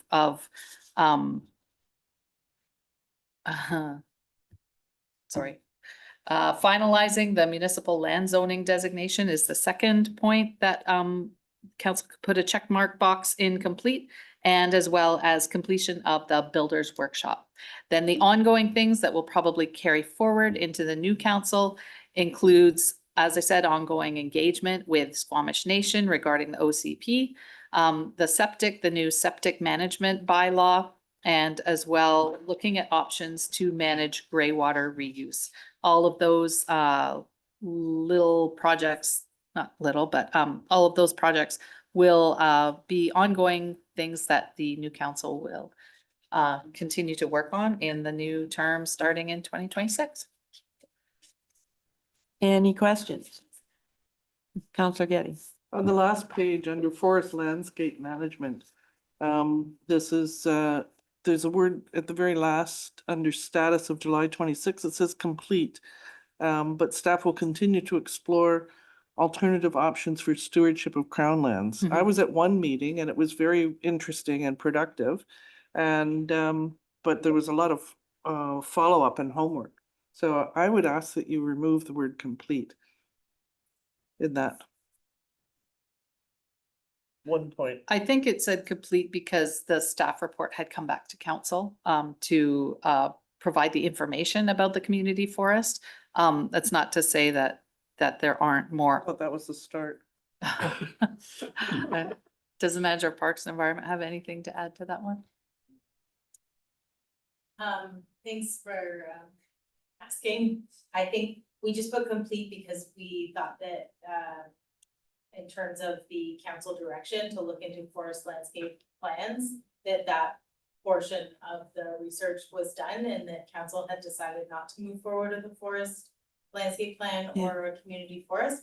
And that the direction from council was then to kind of shift into looking at different methods for community stewardship of craftlands. I agree though that the meeting that we did have moved back a little bit into community forest, but I think in terms of the council direction, that's not what I have currently. So I would say for this strategic plan that item is complete. That's my recollection. Anybody else? Okay, so I will move that council receive the strategic plan status update as presented at its July 27th, 2026 regular council meeting for information. Second, all in favor? Aye. Okay. All right, we're on new business. Mayor Leonard isn't here on the Metro Vancouver board meeting. But interestingly, there was a press release that came out right after that, and they are going forward to the province for the reduction of the size of the board, not the number of votes each municipality has. And I very quickly looked at it. The board size will go from 41 to 34, which means the city of Vancouver is losing 4 representatives, but no loss of votes, and Surrey is losing 3.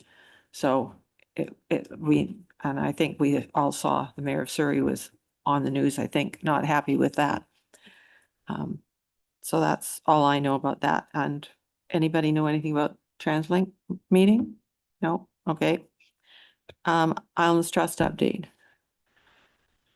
Nothing new for me, and the link that was in the agenda, are all of the different little meetings of the local trust committees, and there really isn't a whole lot of activity going on with the trust